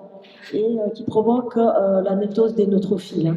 Donc, et vous le savez, c'est un sujet d'autant plus, controversé qu'à l'heure actuelle, on assiste dans le cadre du portefeuille d'identité numérique qui est d'ailleurs déroulé, vous le savez, en Angleterre, en Australie et au Canada, et même depuis 2024 au Luxembourg. Donc, on assiste à la mise en place du CBDC, c'est-à-dire de l'euro numérique, dans le cadre du portefeuille d'identité numérique. Et il y a tout à fait une corrélation entre la présence du graphène qui permet également le contrôle bancaire. Donc voilà, il ne faut pas regarder juste l'aspect médical, il faut prendre un peu plus de recul et regarder pourquoi ceci se passe. Donc là, c'était une présentation brève donc, de qui je suis. Donc, je suis docteur en chimie organique avec une expertise en chimie des protéines et en protéomique. Voilà. Je vais rentrer dans le sujet. Donc, vous savez que la base de données publique des médicaments, notamment, donne le résumé des caractéristiques du produit. Et vous pouvez aller cliquer sur le site internet, là, je vous montre. Et donc, on arrive sur ce document-là que je vous ai zoomé. Et on regarde la composition des ingrédients du vaccin, et notamment la liste des excipients, sans tenir compte de l'ARN messager, du principe actif. Donc on se concentre uniquement sur les excipients et éventuellement la présence potentielle de graphène qui n'est pas listée, mais qui est un potentiel adjuvant, c'est-à-dire qui est capable de stimuler la réponse immunitaire innée, donc la production spécifique, humorale plutôt, et la production des anticorps par la lymphocyte B. Donc vous voyez au niveau de la liste des excipients, on a de l'ALC 315, de l'ALC 159, ensuite du DSPC, du cholestérol, du chlorure de potassium, du phosphate monopotassique, du chlorure de sodium, du phosphate disodique, du saccharose et de l'eau. Voilà, et donc l'ALC 315 et l'ALC 159, voilà, ce sont des phospholipides qui miment la membrane plasmique, mais qui sont potentiellement toxiques. Pourquoi? Parce qu'il y a des protocoles qui montrent qu'ils peuvent être couplés avec de l'oxyde de graphène et même de l'oxyde de fer, des protocoles, et donc ça pose un problème au niveau, on va le voir, du système immunitaire inné, notamment ça va détruire les systèmes immunitaires innés, et notamment une classe de globules blancs qu'on appelle les neutrophiles. Et c'est problématique. Pourquoi? Parce que ça va provoquer des maladies auto-immunes, en plus de la coagulation et d'un état de l'hyperinflammation. Donc, vous voyez, je vous parle de ça parce que je suis quand même la première scientifique, avec Jacques Bauer, à avoir au monde mis en évidence la présence de graphène dans les diluants. Il n'y a aucun scientifique qui l'a fait. Donc moi je l'ai fait. Et étrangement, c'est complètement passé sous silence, et surtout au moment où on déroule le portefeuille d'identité numérique, avec l'euro numérique et le contrôle par la BCE du système bancaire. Donc voilà, ça, je vous mets le protocole de dilution qui a été mis au point par Pfizer. Et vous voyez que les flacons, en fait, peuvent être dilués. Il y avait 5 à 6 doses par flacon. Vous voyez, ça, c'était des notices qui ont été fournies aux pharmaciens, notamment dans la région du Grand Est, et en fonction des catégories d'âge, 12 à 17 ans, 18 à 29 ans, 30, etc., 60 à 79 ans, 80 ans et plus, on peut faire des dilutions. Et donc, vous vous souvenez, il y avait des flacons qui peuvent être dilués ou utilisés tels quels, en fonction de la couleur violette ou grise ou orange. Alors, on pouvait tirer 5 à 6 doses. Alors, pourquoi c'est important? Parce que le graphène a été introduit dans les diluants. voyez? Et la question qu'on se pose, c'est est-ce que l'oxyde de graphène serait-il un ingrédient qui serait couvert par à la fois le secret de fabrication, le secret des affaires et le secret défense? Donc vous voyez que ici, il y avait Dr Couvreur, j'ai écrit un article à ce sujet que vous pouvez retrouver sur Profession Gendarme, qui a été repris d'ailleurs par Christine Bouton, que je salue, à qui je dis un coucou. J'espère qu'elle va se remettre Oui,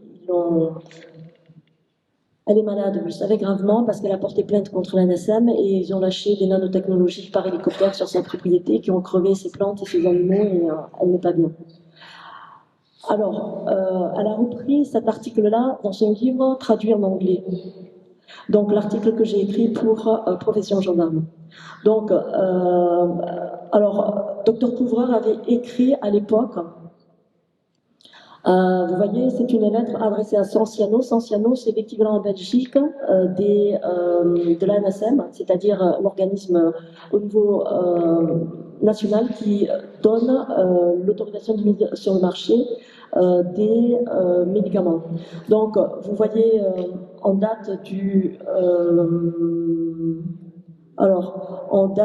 11 avril 2021, ça date, donc ils étaient au courant, ils savaient, Dr Couvreur demande, est-ce que avant d'injecter, le médecin peut savoir la composition exacte et précise des vaccins? Et le directeur, le professeur Christian Léonard, directeur général de Sanciano, lui répond non, cher docteur, ces données sont confidentielles, elles sont protégées par un double secret, un secret de fabrication, un secret industriel, et qui est protégé donc par le secret des brevets et par un secret défense. Donc ça veut dire que entre 70 ans à 100 ans, ça dépend aux États-Unis, c'est reconductible, on n'aura pas les données. On n'aura pas droit à avoir les données. C'est quand même problématique, parce qu'ils ont quand même injecté des milliards de personnes, et ensuite, sans savoir exactement la composition précise et exacte. Donc, je reprends en encadré ce qui a marqué. En ce qui concerne la composition précise de ces vaccins, je ne vois pas en quoi cette information très technique et pour partie secrète pourrait favoriser l'éclairage du consentement du patient.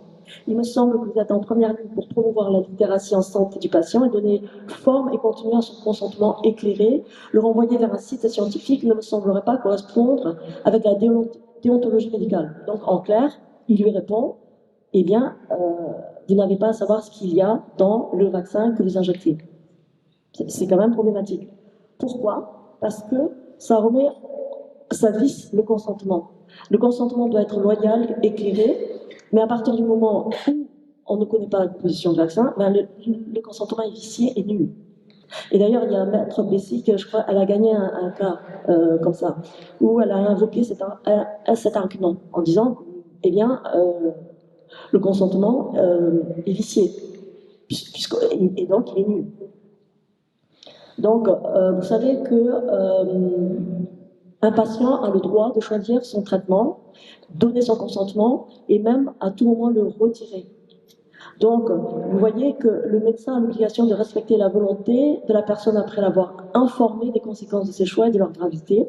C'est l'article L-1110, enfin 1110-10 du Code de la santé publique. Pourquoi on en parle? Parce qu'il y a eu en février 2025 une jurisprudence de la Cour de justice de l'Union européenne où, à partir du moment où le consentement n'a pas été signé par le patient, il y a ce qu'on appelle un retournement de la chaîne des responsabilités, et donc le médecin injecteur est de facto responsable civil et au pénal pour les blessures infligées, les blessures ou les homicides involontaires qui ont été infligés lors des effets indésirables, graves ou des décès. Donc, pourquoi? Parce que le médecin aurait dû, un, faire signer le consentement éclairé, ce qui n'a pas eu lieu, et deux, il aurait dû informer le patient, ça n'a pas eu lieu, et trois, il aurait même dû faire une ordonnance, et ça n'a pas été fait. Et l'ordonnance, et donc la Cour de justice de l'Union européenne a condamné pour ça. Donc il y a une jurisprudence que vous pouvez invoquer lorsque vous attaquez ou décidez d'attaquer les médecins injecteurs, comme Luce Herbier l'a fait en Belgique. Donc, vous voyez que, voilà, ça c'est pour la partie juridique. Maintenant, on va rentrer dans la partie scientifique. Et vous savez que le 11 février 2024, je suis partie en Suisse chez mon ami Jacques Bauer, qui a un microscope qui permet un grossissement fois 25 000 fois. Donc un grossissement optique normal, c'est fois 1000. Et donc j'ai regardé le contenu des diluants. Et nous avons vu, il y avait Myriam, la compagne de Jacques, moi-même, et on a vu des structures de nanotubes de graphène qui s'auto-assemblaient et qui émettaient une lumière bleue sous microscope par stimulation de la LED. Alors, je vous dis ça parce qu'il y a aussi cette histoire de bleu de méthylène qui intervient. Et d'ailleurs, à ce propos-là, je voudrais dire que le bleu de méthylène, contrairement, je ne suis pas d'accord avec ce que dit Dr Schwartz, c'est quand il dit que le bleu de méthylène, ça empêche les métastases du cancer, c'est pas vrai. Au contraire, ça inhibe l'action du glutathion, donc ça favorise les métastases du cancer. Hein. Et là, il y a Dr Sabine Hazan qui montre que tous les patients qu'elle suit, qui prennent du bleu de méthylène, ont des bifidus qui sont détruits. Donc les bifidus, c'est les bonnes bactéries du microbiote qui participent à votre digestion, qui sont détruites. Donc, et il y a des articles récents qui montrent que le bleu de méthylène, non seulement ça colore le cerveau, ça colore le cœur, mais c'est capable de fixer des métaux lourds, comme du nickel, et que ça permet d'activer les points quantiques de graphène. Donc, et de réduire le graphène. Ce n'est pas innocent, ce n'est pas anodin. Ça stimule et ça active les points quantiques de graphène. En plus de métastases. Donc moi je suis pas d'accord de dire que le bleu de méthylène ça enlève les métastases, c'est pas vrai. Voilà. Naноmédecine. De toute façon maintenant, je pense que Jean-Marc l'a évoqué, il y a des vaccins à ARN messager et à point quantique de graphène, et le graphène c'est reconnu comme étant un adjuvant qui est capable de stimuler la réponse immunitaire. Donc, il y a des travaux qui sont notamment financés par la Commission européenne, et notamment sous l'égide du graphène flagship, qui permettent en utilisant des techniques de protéomique, génomique et de transcriptomique, de regarder quelle est l'action de l'oxyde de graphène sur le système immunitaire. Et en réalité, il y a une action. Donc, vous voyez, là, je vous ai mis un récapitulatif qui permet de voir quelles sont les différentes applications en médecine sur l'oxyde de graphène. Donc, le graphène, ça a une activité bactéricide, ça tue les bactéries, régénératrice. C'est utilisé en thérapie du cancer, avec des applications thermiques, en drug delivery. C'est IOBNT, là. Internet des bionanotechnologies, mais là vous voyez, il y a marqué vaccin adjuvant. Donc c'est vraiment, le graphène est capable de stimuler la réponse immunitaire, et notamment la différenciation des cellules myéloïdes et la présentation des antigènes sur les cellules dendritiques pour stimuler la polarisation des lymphocytes T et donc la stimulation la prolifération des lymphocytes B et donc la synthèse des anticorps. D'accord? Donc, vous voyez, il y a un article très important. Je pense qu'il aurait mérité d'avoir plus de publicité, en tout cas que les gens s'intéressent, qui s'appelle Graphene Oxide as Novel Vaccine Adjuvant. Parce qu'il y a eu en 2021 un article qui a été écrit par Réinfo Covid et une docteure qui avait prétendu que parce que la réglementation n'autoriserait pas l'oxyde de graphène en tant qu'adjuvant, il n'y en aurait pas dans les vaccins. Ce n'est pas un argument qui tient. Elle avait dit, oui, l'oxydographène est utilisé à usage, pas à usage humain, mais seulement à des fins expérimentales. Et il y avait un brevet chinois qui était en phase B1, c'est-à-dire qui n'était pas encore délivré, et qui faisait état de cette utilisation de l'oxydographène en tant que dans le vaccin anti-cancer. Mais vous voyez que l'oxydographène est une réalité. C'est une réalité. D'accord? Même la réglementation l'interdisait, mais maintenant ne l'interdit plus.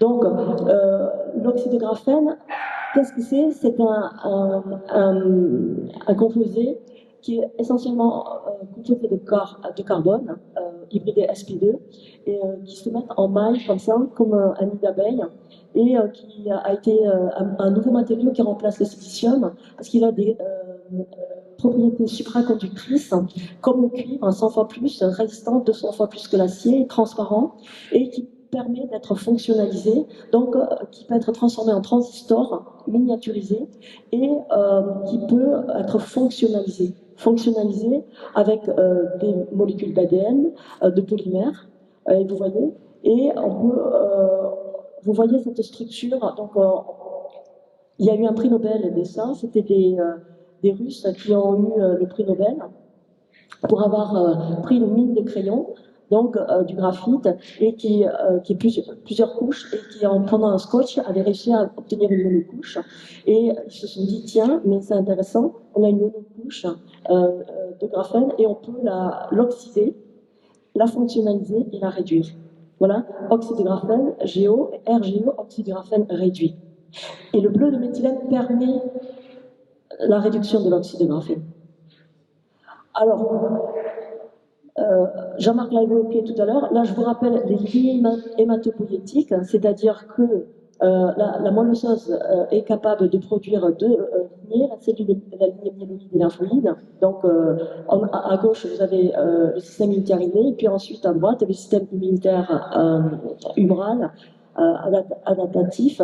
Dans la lignée myéloïde, vous avez les granulocytes, éosinophiles, basophiles, érythrocytes, et ensuite les cellules dendritiques, les neutrophiles et les macrophages. Et ensuite, dans la cellule des lymphoïdes, vous avez des lymphocytes B qui produisent justement, qui se différencient en plasmocytes et qui produisent des anticorps.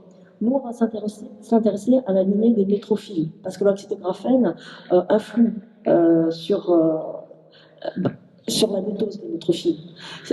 Alors, qu'est-ce que c'est la nétose des neutrophiles? Je vais l'aborder, je vais vous l'expliquer.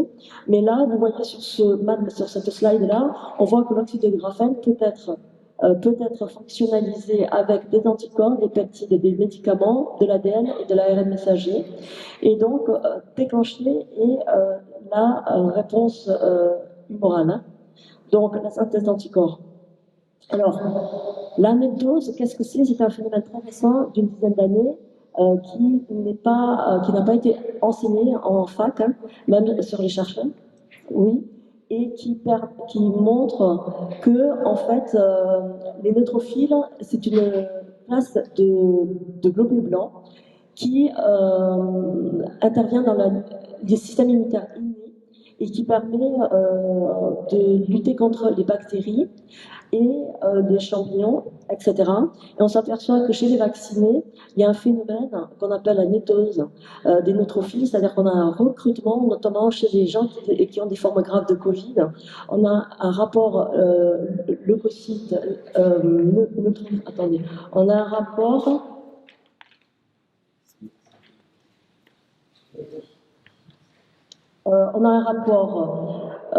neutrophile lymphocyte qui est supérieur à 3,68, d'accord, qui est très élevé et qui est très spécifique des formes graves de Covid. Et cette nétose des neutrophiles, c'est quoi? C'est qu'il y a une prolifération des neutrophiles qui sont recrutés sur le site de l'inflammation, qui rentrent ensuite dans un mode suicide en relarguant les histones, en relarguant l'ADN, en relarguant les enzymes, notamment l'élastase et la myeloperoxydase. Et on s'aperçoit que ça correspond chez les malades à une superposition avec les fibres d'amyloïde.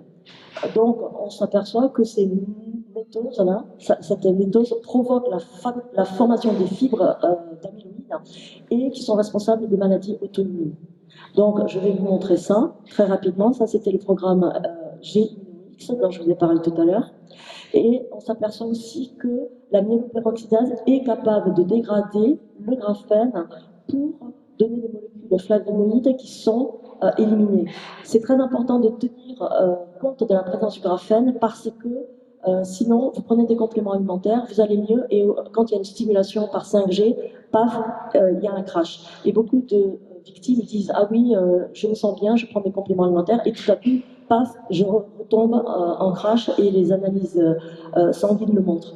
Là, c'était la publication que j'avais faite avec Jean-Marc Sabatier et les Next Dose, qui avait d'ailleurs été acceptée et, dans le journal Infectious Disease. Et bizarrement, c'est ce journal-là dont Jean-Marc a été démis de ses fonctions.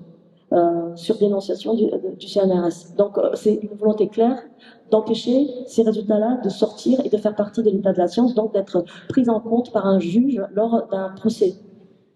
Écoutez ce que je vous dis et défendez-nous, parce que, voilà, donc on s'aperçoit que chez les vaccinés, il y a un recrutement des neutrophiles qui fusionnent en donnant des cellules géantes qu'on appelle des syncytia, qui explosent en relarguant leurs histones et leurs enzymes, et qui provoquent des fibres d'amyloïdes qui sont capables de provoquer, déclencher des maladies immunes et un état hyper-inflammatoire et une hypercoagulation par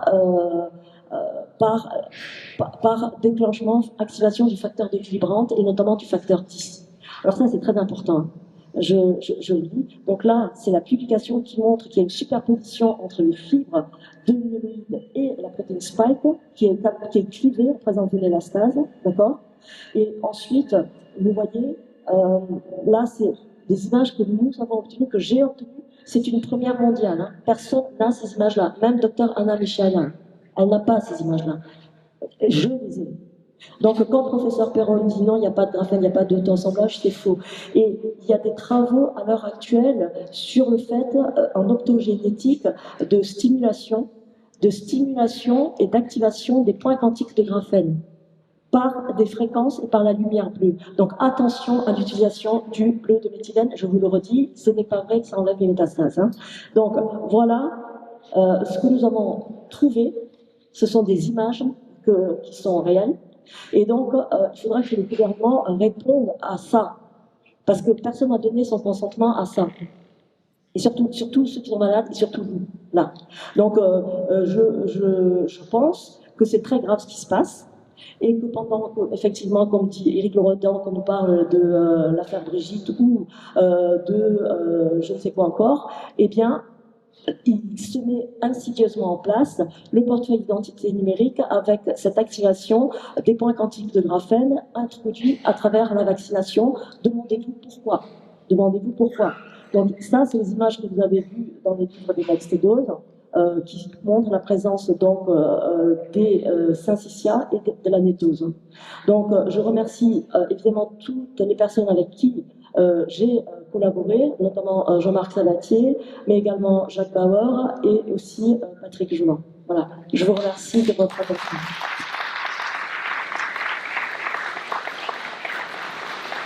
Bonjour à toutes et tous. Donc, je suis Mathieu Dubois, le président de l'association Addictim, qui est donc basée dans l'Allier. Aujourd'hui, Addictim, c'est quasiment 1000 adhérents sur toute la France et les DOM-TOM. Dont malheureusement 42 maladies de Charcot. Alors Alain est avec moi aujourd'hui, il parlera de sa fille Mélanie, la vice-présidente, qui est atteinte de la maladie de Charcot suite à 2 injections Pfizer. Alors moi, je suis une victime également, avant d'être un président d'association. On a créé l'association avec Alain et Mélanie, il y a ça maintenant 3 ans bientôt, déjà. Et le but est de la reconnaissance, c'est l'aide médicale pour les victimes.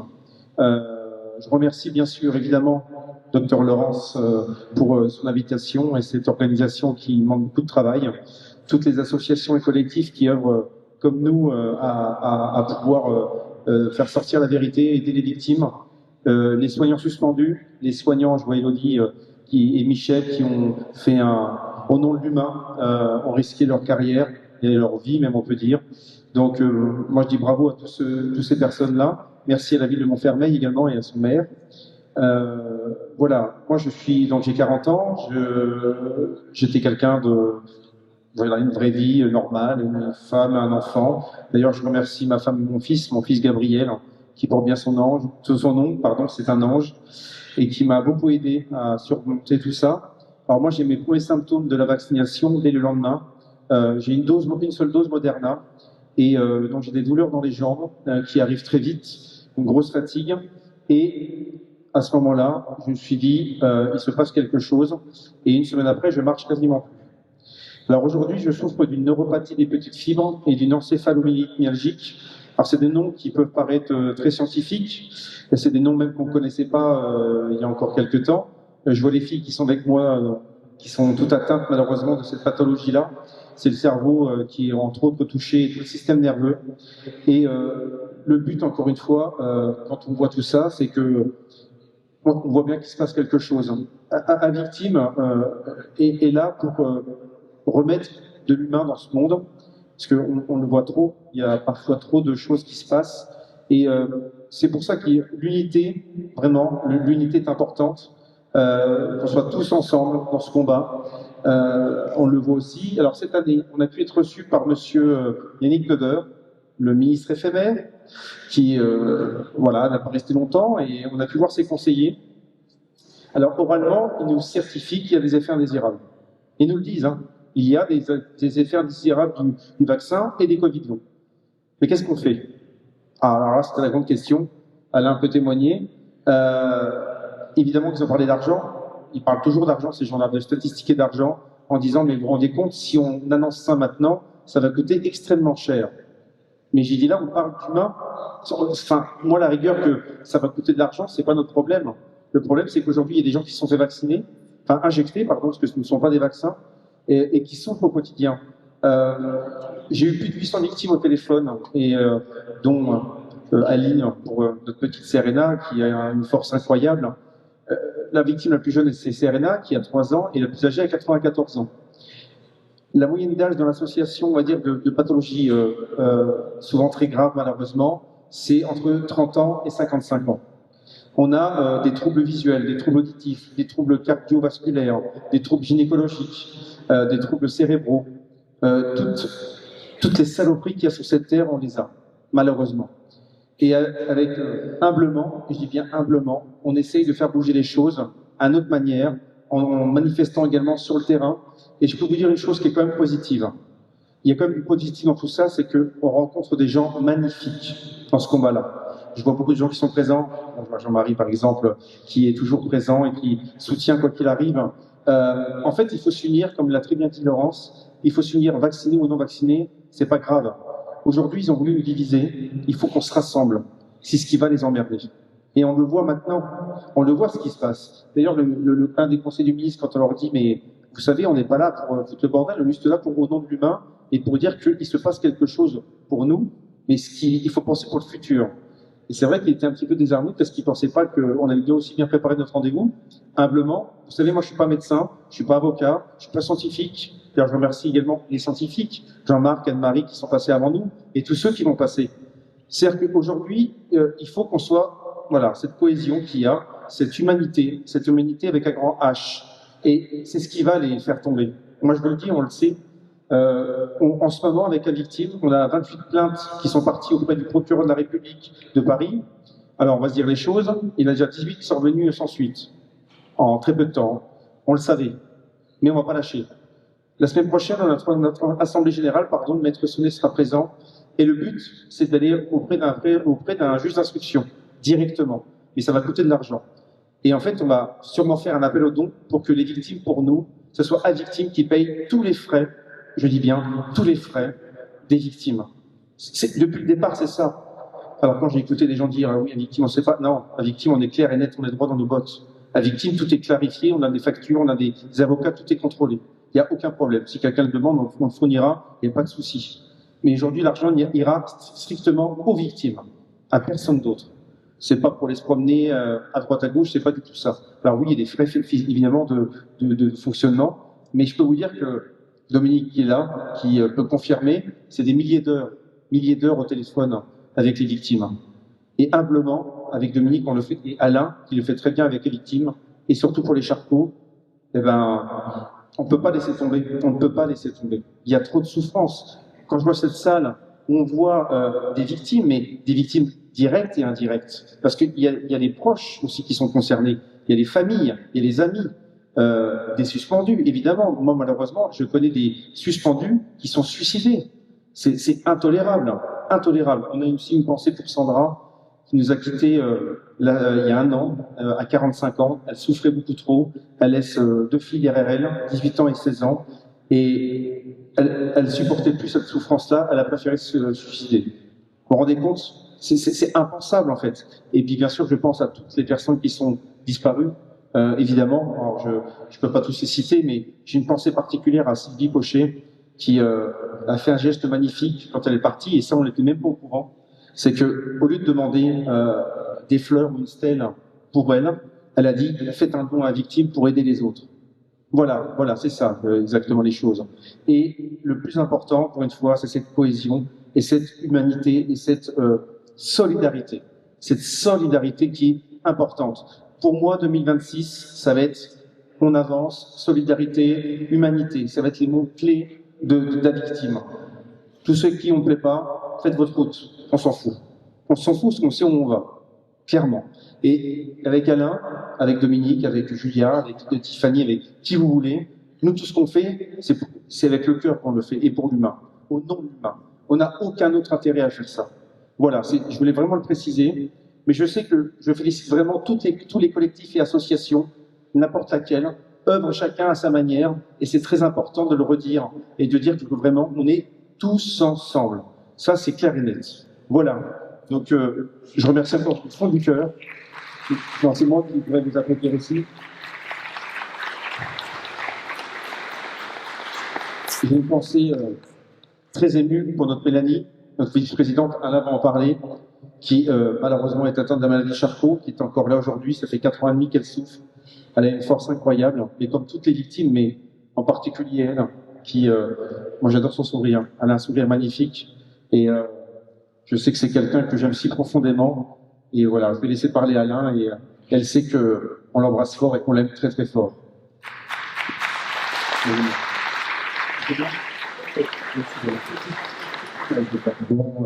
Donc voilà, donc je suis Alain Mopa, le papa de Mélanie. Donc elle a eu les premiers symptômes suite à la 2e injection en 2021. Et donc là, la galère a commencé. On a fait beaucoup de rendez-vous avec des médecins. Jusqu'au jour que c'est grâce à mon ostéopathe qui l'a consulté, et qui, au bout de 18 mois, on a attendu, parce qu'il lui disait tout ce que c'était dans sa tête, il fallait qu'elle arrête de regarder la télé, parce que ça mettait du stress. Et là, le diagnostic au bout de 18 mois est tombé, donc maladie de Charcot. Donc elle avait été, je vais simplifier un peu, je vais raccourcir un petit peu. Elle était hospitalisée, donc voilà. Donc le diagnostic est tombé, et là la galère a commencé. Donc entre des médecins qui touchent de l'argent de laboratoire, enfin on est passé dans des galères. Si vous saviez, les neurologues, les voyous qu'il y a dans ce milieu, il y en a des très bons, dont Montpellier, Grenoble, on a trouvé une personne vraiment neurologue extraordinaire. Et Montpellier qui ont une équipe, mais là c'est un groupe d'humains. Et là on était bien contents d'aller là-bas. Enfin c'est la neuro de Grenoble qui nous a orientés sur Montpellier, parce que pour elle c'est le plus gros centre en Europe au niveau maladie de Charcot. Et donc Mélanie est rentrée dans divers tests, contrôles, enfin de suivi, et elle a eu un protocole qui s'appelle Himalaya. Donc là, ça nous avait donné un espoir énorme, parce que sa maladie s'était arrêtée d'évoluer. Et là, donc, c'était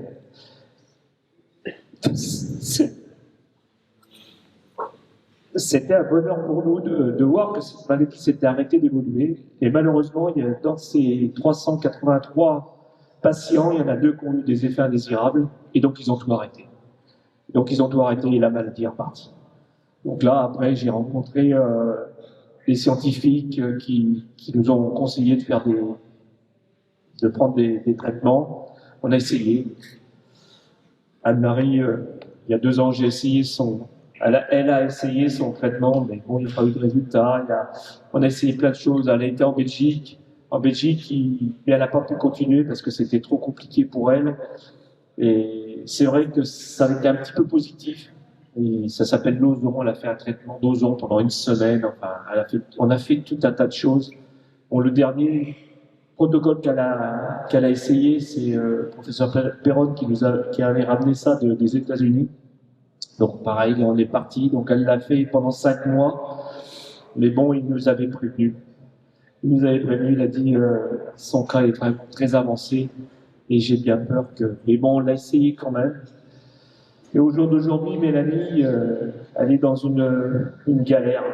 Une galère, c'est un bébé de 6 mois. C'est très compliqué pour elle. Même un moustique lui fait peur maintenant. Elle crie quand elle voit un moustique parce qu'elle ne peut plus les faire partir de dessus elle. Et là, c'est devenu très très compliqué. Là, malheureusement, bon, elle vient de faire un de ses rêves avec un humoriste, Stéphane Cuvelier, parce que quand il est venu dormir à la maison, c'est son parrain de cœur. Il lui a dit, Mélanie, on sait très bien que ta vie est plus guère longue. Est-ce que tu as encore une chose que tu aimerais faire, un rêve? Et elle dit, oui, j'aimerais aller à Amsterdam. Et là, elle a dit, ok, on y va. Donc, 5 personnes autour d'elle l'ont accompagnée. Donc, elle a passé une dizaine de jours à Amsterdam. Donc, elle a fait encore un de ses rêves. Mais aujourd'hui, le retour, c'est une catastrophe. Elle est dans un état, elle est très, très fatiguée. Et donc, voilà. Donc, c'est dur au niveau papa, maman, famille. C'est très dur d'accompagner une personne comme ça. Et elle a un caractère de fou. Et heureusement, c'est ça qui la tient, parce que je pense qu'elle serait déjà partie. Mais elle va me fâcher, parce que avant de partir à Amsterdam, elle m'a dit, papa, tu te renseignes pour la Belgique. Et moi, je n'ai pas été capable, parce qu'elle veut partir. Combien de fois elle me demande de mourir, de l'aider à mourir, parce que c'est tellement compliqué pour elle maintenant, c'est devenu... sa langue est paralysée, elle peine à respirer. Donc c'est ma petite poupée de chiffon. Donc il n'y a plus que moi qui à la maison qui peut m'en occuper parce que bon, voilà, elle tient plus ses bras, c'est du chiffon, et donc c'est très compliqué. C'est compliqué pour nous pour l'accompagner. On essaie de l'accompagner le mieux possible. Je suis assez inventif dans plein de choses pour lui trouver un confort de coussin, de tout, quoi. Mais je comprends là les quelques personnes de l'association des Charcots, parce que je les suis, moi je les appelle quand je peux. Il y en a qui sont partis en Belgique, donc je pense à Bertrand, le dernier qui est parti. Et lui, la chose que je l'ai eu au téléphone 15 jours avant qu'il parte, et lui, son truc, et c'est fou parce qu'on pourrait essayer d'améliorer les choses. Lui, ce qui le marquait beaucoup, c'était que des dames qui s'occupaient de lui pour la toilette, et c'était jamais les mêmes.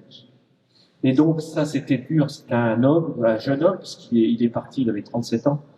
Donc c'est toutes ces choses qui font que c'est très dur pour ces personnes-là. Donc moi, je comprends qu'ils demandent à partir, parce que ils ont plus de plaisir. Parce que j'essaye à Mélanie de lui donner des petits bonbons qu'elle aimait. Je lui coupe en tout petits bouts, mais elle n'arrive plus à les avaler. Elle n'arrive plus à les sucer, elle n'arrive plus. Donc voilà, et donc pour elle, voilà, elle demande à partir. Bon, c'est très dur, mais je la comprends. Je les comprends. Parce que c'est tellement. Ils sont enfermés dans ce corps qui est en train de mourir, mais ils ont toujours leur cerveau.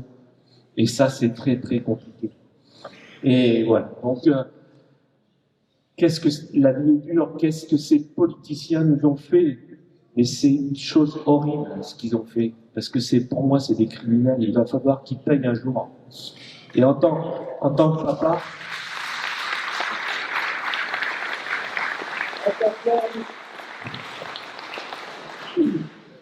papa, là je suis dans dans l'accompagnement de ma fille pour qu'elle soit le mieux possible, pour qu'elle fasse sa fin de vie le mieux possible.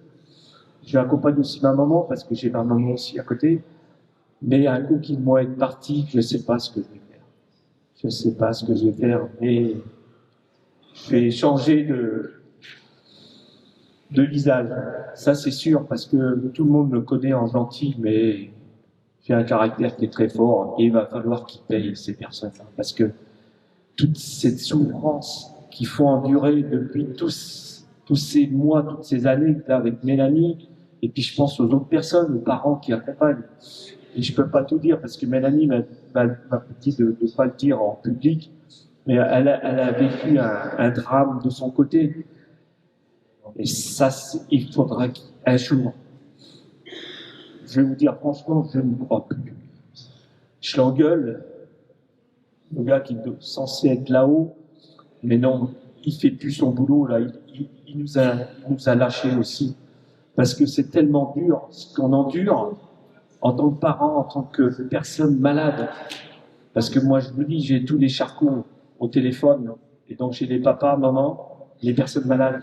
Ils sont dans une souffrance, les pauvres, et c'est horrible ce qu'ils font endurer à toutes ces personnes. Donc voilà.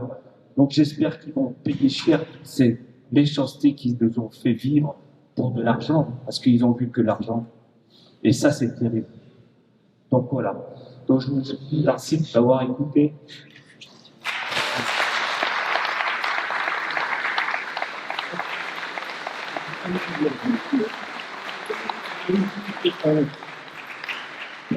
Merci de nous avoir écoutés. Voilà, vous avez vu le témoignage d'Alain, c'est tout ce qu'il peut vivre aujourd'hui. Je pense qu'on peut l'applaudir encore très fort parce que je peux vous dire que c'est toutes les victimes et tout, on peut tous l'applaudir. Voilà, elle a des amis magnifiques, mais voilà, quand ces applaudissements vont à tout le monde, parce que toutes ces personnes qui sont là, ça veut dire qu'on a compris ce qui se passait. Alors, malheureusement, certains pour le prix de leur vie, et c'est pour ça qu'on se battra pour eux, pour nous tous, et pour tous ceux qui veulent faire changer les choses dans le bon sens, et surtout avec beaucoup d'humanité. Voilà, je vous remercie. Je laisse la parole à Laurence. Merci encore du fond du cœur.